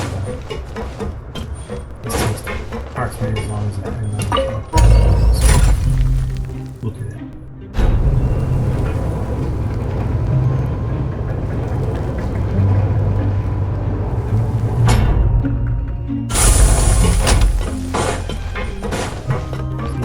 Next on the agenda.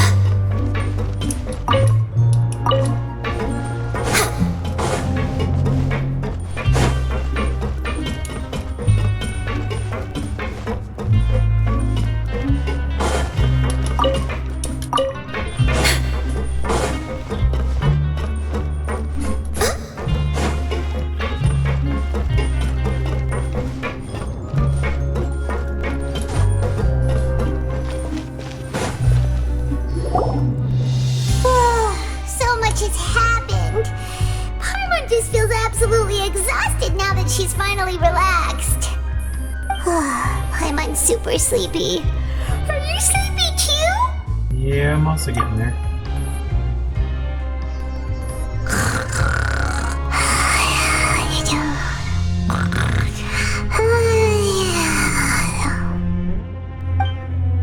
Wow, you really immediately fell asleep. What was in your food? Delicious. Paimon wants seconds for free. Good night.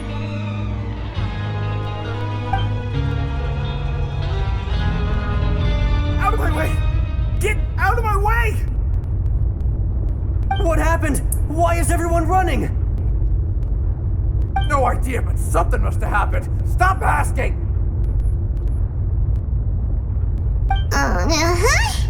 Who's yelling? Paimon still wants to sleep. What's that sound? Paimon, wake up. We need to go out and see what's going on.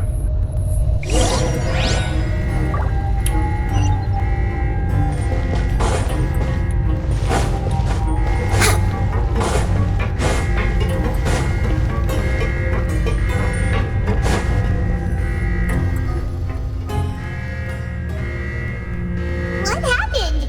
Why is everyone running around? Hey, what are you doing? No time to explain, mate. Goodbye. Hey, wait! What's wrong with these people? They won't even talk to us. They're here! There you are! Oh, thank goodness! Quisto and Lavaroon, do you know what happened here? We came here especially to inform you. Something seems to have gone terribly wrong just now. His Grace is telling everyone to evacuate and get out of here. Lavaroon was saying you two are new here and you don't have many friends, so you might slip through the cracks. Haven't you heard all the stories like that? An evacuation is successfully completed, yet you only find out once you do a head count that 1 or 2 people are missing. Wait, weren't you the one who brought that up? Why is it suddenly my idea? Hey, shut up! Okay, whatever. The point is, you should come with us. You said His Grace said to evacuate outwards? Yeah, he said to get as far away as possible, upwards and outwards. That means whatever happened, Must have happened down below. Oh no, isn't that the gate at the very bottom? Oh no, it can't be that thing! Oh, wait, what? What? Hey, where are you going? We have to go find the Duke! You two just go and get out! Go on without us! Hey, hey! Be careful! Be careful. Attention, please evacuate upwards and outwards, upwards and outwards. If you're already at the topmost layer, then try to move as far outwards as possible.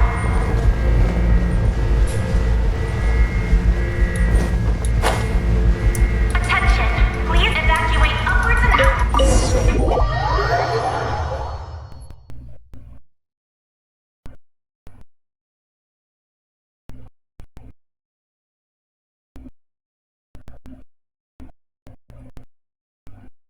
Maybe they're gonna do a test or something.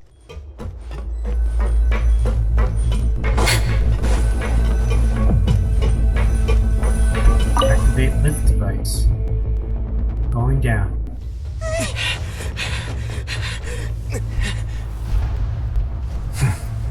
They're here.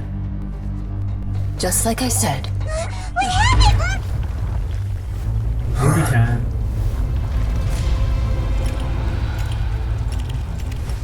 You're just in time. But be ready to run.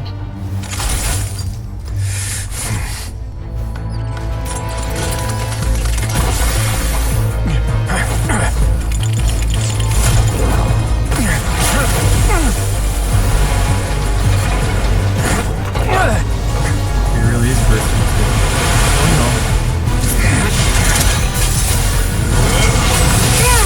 Oh, he throws it. Oh, nice. Just keep it cold. Uh-oh, it's bursting. Oh no.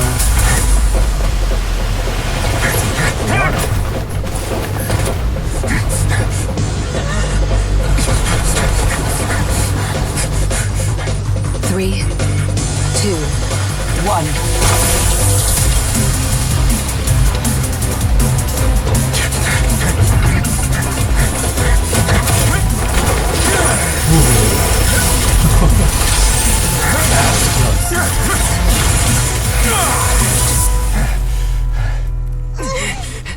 This won't hold it for long.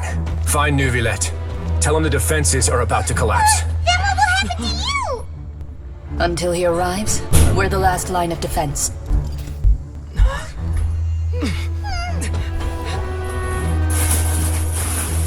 The gate. How long do you think it'll hold? That depends on us. Keep freezing every time you see a leak.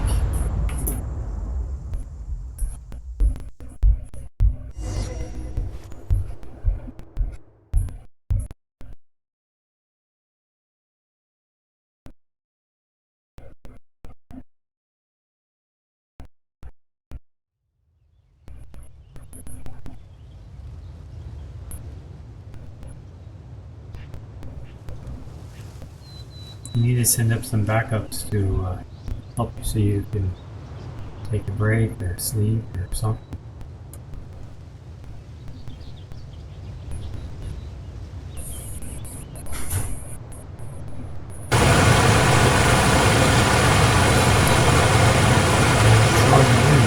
Neuvillette? Why are you here? Traveler, I need you to head to the Opera House immediately. Farina will soon be meeting with the knave there. You must protect Farina and make sure she doesn't spend too much time alone with her. Okay, you can explain everything else to me Will later. do. You have my sincerest gratitude.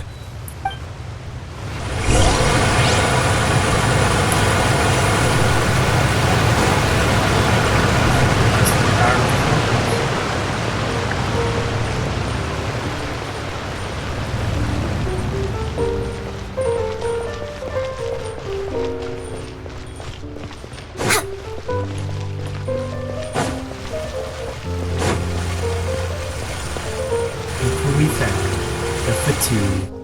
I recognize you. I saw you in Mondstadt. Both of you. Look! There are a ton of Fatui and Palais Mermonia people over there! The knave is probably here already. We need to hurry! Are you two the Traveler in Paimon? Monsieur Nervalet has left instructions. Please follow me. Though I'm sure he has already explained, this should be a mostly cordial conversation, unlikely to give rise to violence. But it would be most appreciated if you could protect Lady Farina to the best of your abilities. I'll do my best.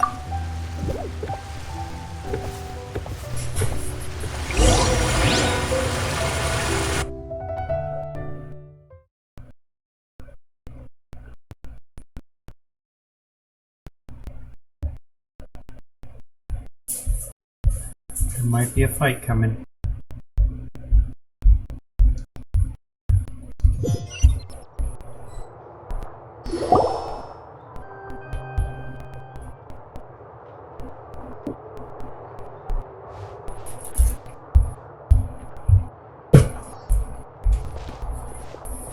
Oh, so you two are the honored guests Miss Farina mentioned. Of course, of course!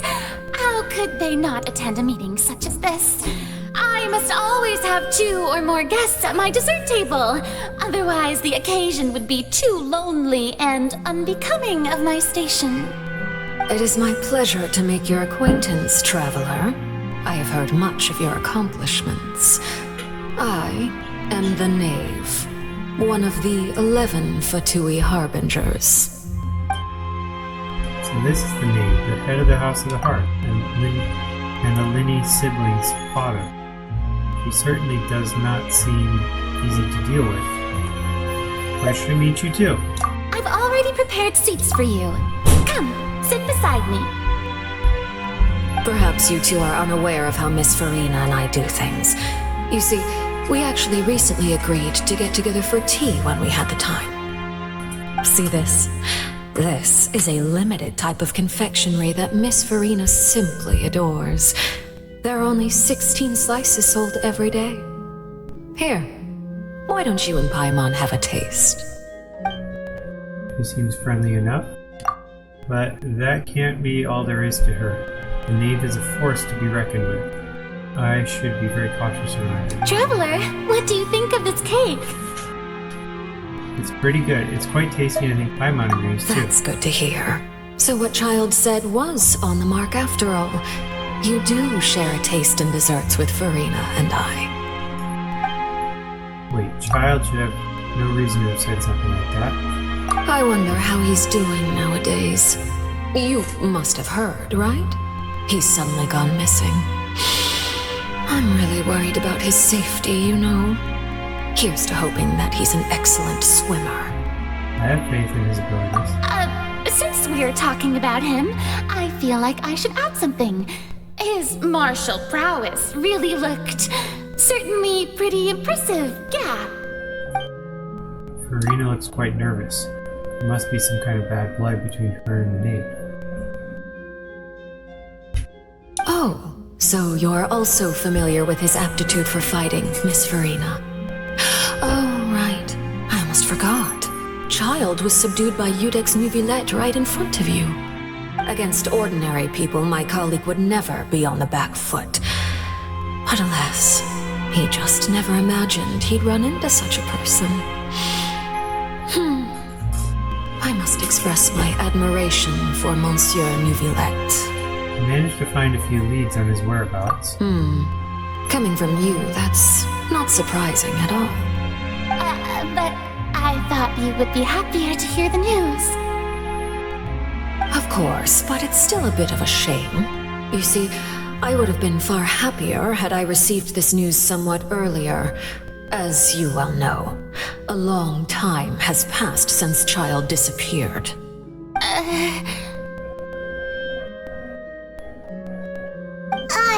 Well, in any case, there's no need to worry.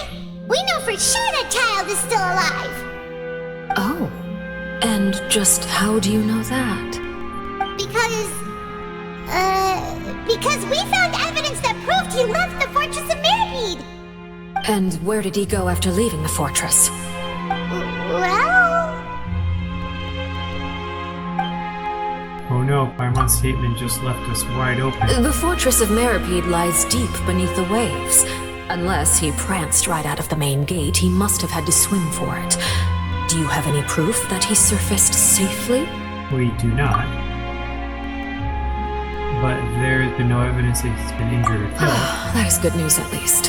His sister Tonya sent a letter to Fontaine not too long ago. Since he was unfortunately unavailable, I picked it up on his behalf. Do you have any idea how he usually writes back to his family? Dear Tonya, your letter made me feel like we were still enjoying our time in Snezhnaya together. I'm currently admiring the scenery on the streets in front of the opera house. Is it something like that? She's turning up the pressure. I'm not sure if I'll be able to convince her, but I can at least try to distract her from Farina. That sounds good to me, yes. All letters tend to follow the same few formats anyway, right? As long as the contents are accurate, it doesn't matter so much how it's written or how it's worded.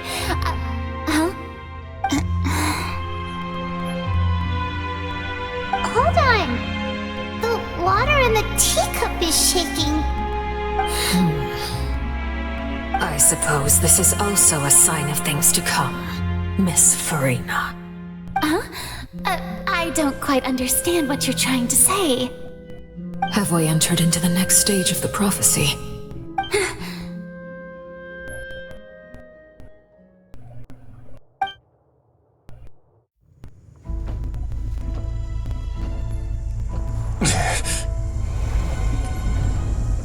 Starting to melt. My thanks to you both. I will take it from here.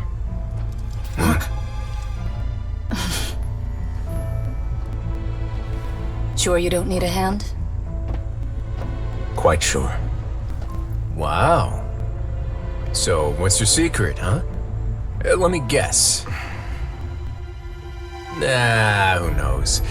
Maybe it's just your sense of responsibility. Sounds about right.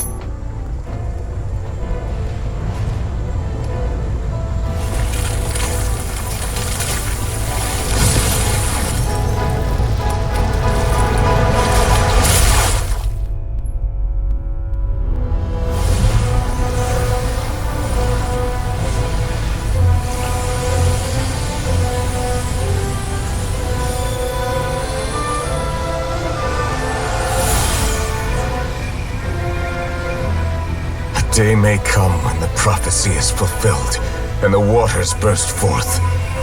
But it is not this day! This ancient power could easily obliterate an entire race. A tsunami of fury would unleash endless catastrophe.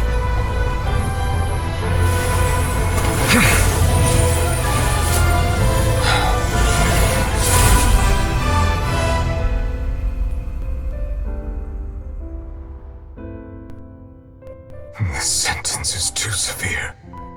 Forgive me for overruling it.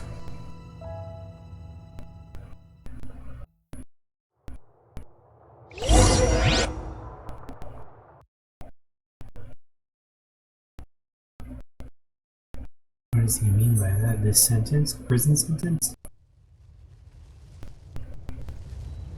Maybe he was sentenced to do this, and he's overruling what they made him do. Probably what the next mystery is. Alright.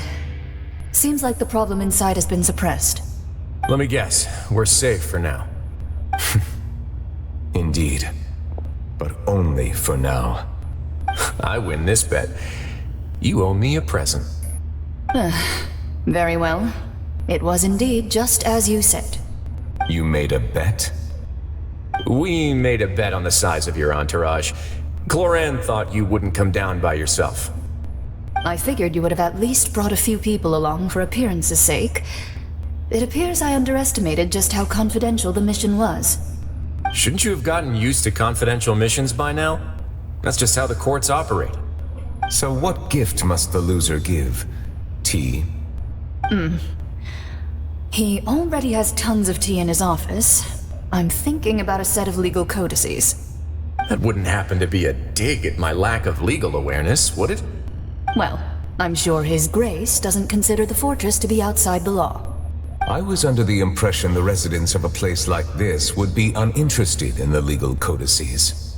That was obviously a joke. Anyway, you've still got some unfinished business to attend to in the overworld, correct? No need to stay here if you have a pressing matter. We all know you can't leave Palais Mermonia for long. Thank you. I hope everything went smoothly with the Fatui Harbinger.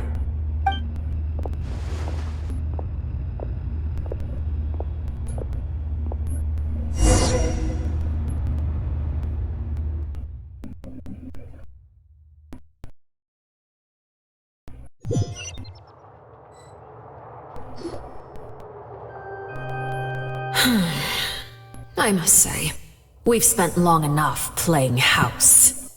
Miss Farina, as the Hydro Archon, I am sure you understand the exact meaning of the phenomenon we just witnessed.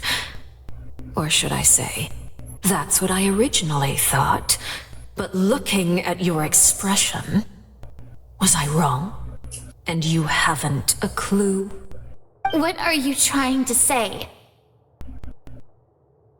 At this point, I don't think there's any more need to speak as diplomatic representatives. Allow me to speak to you now as just a Fontanian. You know the prophecy by heart, and also that every part of it is being proven true. Yet, here you are relaxing, drinking tea, and eating desserts as if it's all nothing more than a few stray bugs in your garden. Do you really think that's acceptable? The prophecy's hanging above our necks like a guillotine. Every faction is looking for a way to either avert the disaster or save their own. Even the orphans of the House of the Heart have devoted everything to saving their homeland. But you, it beggars belief just how nonchalant and carefree you have been. From the very beginning, you, the god Focalor, you have utterly failed to take action. You're wrong. I've never ignored the prophecy, nor have I just been passing the time in self-indulgence. Retract your accusation and stop doubting the wisdom of the gods with such absurd conjectures! I am not alone in my doubts, you know. All the children of Fontaine may be harboring the exact same thoughts right now. Oh, great Hydro Archon. How are you going to save them? Save us? How are the people you've sworn to protect supposed to survive in a land that will soon disappear beneath the waves? I have my ways, and I've been working on them for all this time. Even if you look down upon me, you have no right to judge me. Fontaine will be saved. Even if I still cannot see the true future right now. As long as I continue on as I am, I will be able to hold my head up high! Farina's not acting like her usual self. She's actually seriously refuting the knave's accusations. She means what she says. She's not putting up on. Then I ask you, Miss Farina, just what have you been working on? Where can we see it, and what is it doing to help?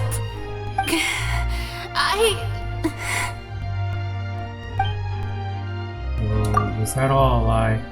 Or can she really not tell us? She was so full of conviction and confidence just now, but now she's deflated like a popped balloon. My machinations are just like the prophecy itself. They will only reveal themselves at the fated time. It is just that beings like yourselves are unable to perceive them as of yet. I see. As a god, the proof of your labor always lies beyond prying mortal eyes. Allow me to be so bold as to ask another way. Would it be possible for you to tell us the parts of your plan that are not confidential? Such as your emergency response plan for the impending disaster? An emergency response plan? Oh, that look in your eyes. Have you not even prepared one of those? The emergency response plan is also strictly confidential. Then allow me to jog your memory. Miss Farina, what is the purpose of your Oratrice Mécanique d'Analyse Cardinal? And what do you plan to do with the massive amounts of indemnitium that has accumulated over the years? The Oratrice? It's just like it appears to be. So you also have no idea. If I'm not mistaken, someone's using it to prepare for something. But unfortunately, it would seem that someone is not you, Miss Farina. I first caught wind of this when Linny tried to investigate the Oratrice in the Opera House. You see, even just getting close to the core contaminated him with an extremely large amount of indemnitium. But even if that had nothing to do with you, then what could you possibly be working on, oh great Hydro Archon? Oh, right. I almost forgot. Udex Neuvillette is not at the tea party with us today. Miss Farina, I suppose you must have ordered him away to take care of some troublesome business. Yes, that's exactly right. Please keep it a secret for me.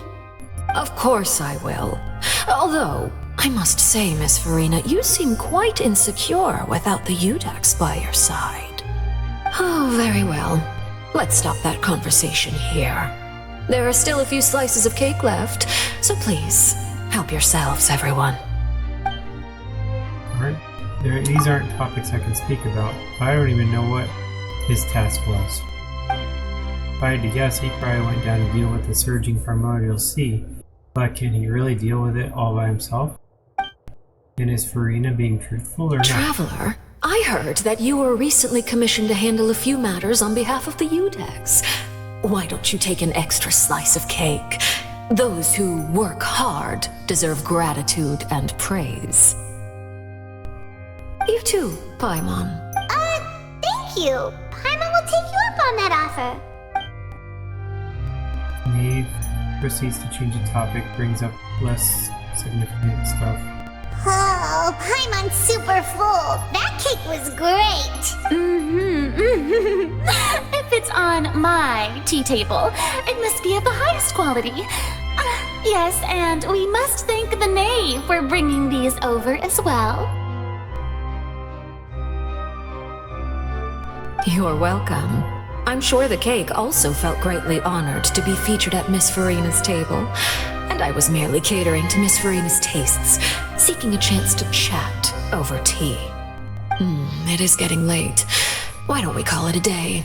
There are still a few matters that I need to take care of, so I must take my leave now. Very well. We'll end it here. Mind seeing me off, traveler? We could use the opportunity to discuss Child before I must be on my way. Of course. Paimon's coming too!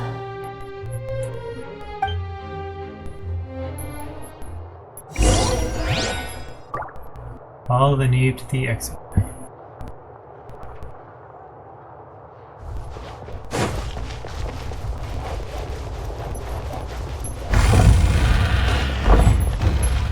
Alright, well, I don't know how much longer this video is going to be. I'm going to go ahead and cut the video because I want to watch the Milan game. I didn't see it when I was streaming, so I'll just go ahead and see you later. See you next time. Not sure when it'll be. Have a good one.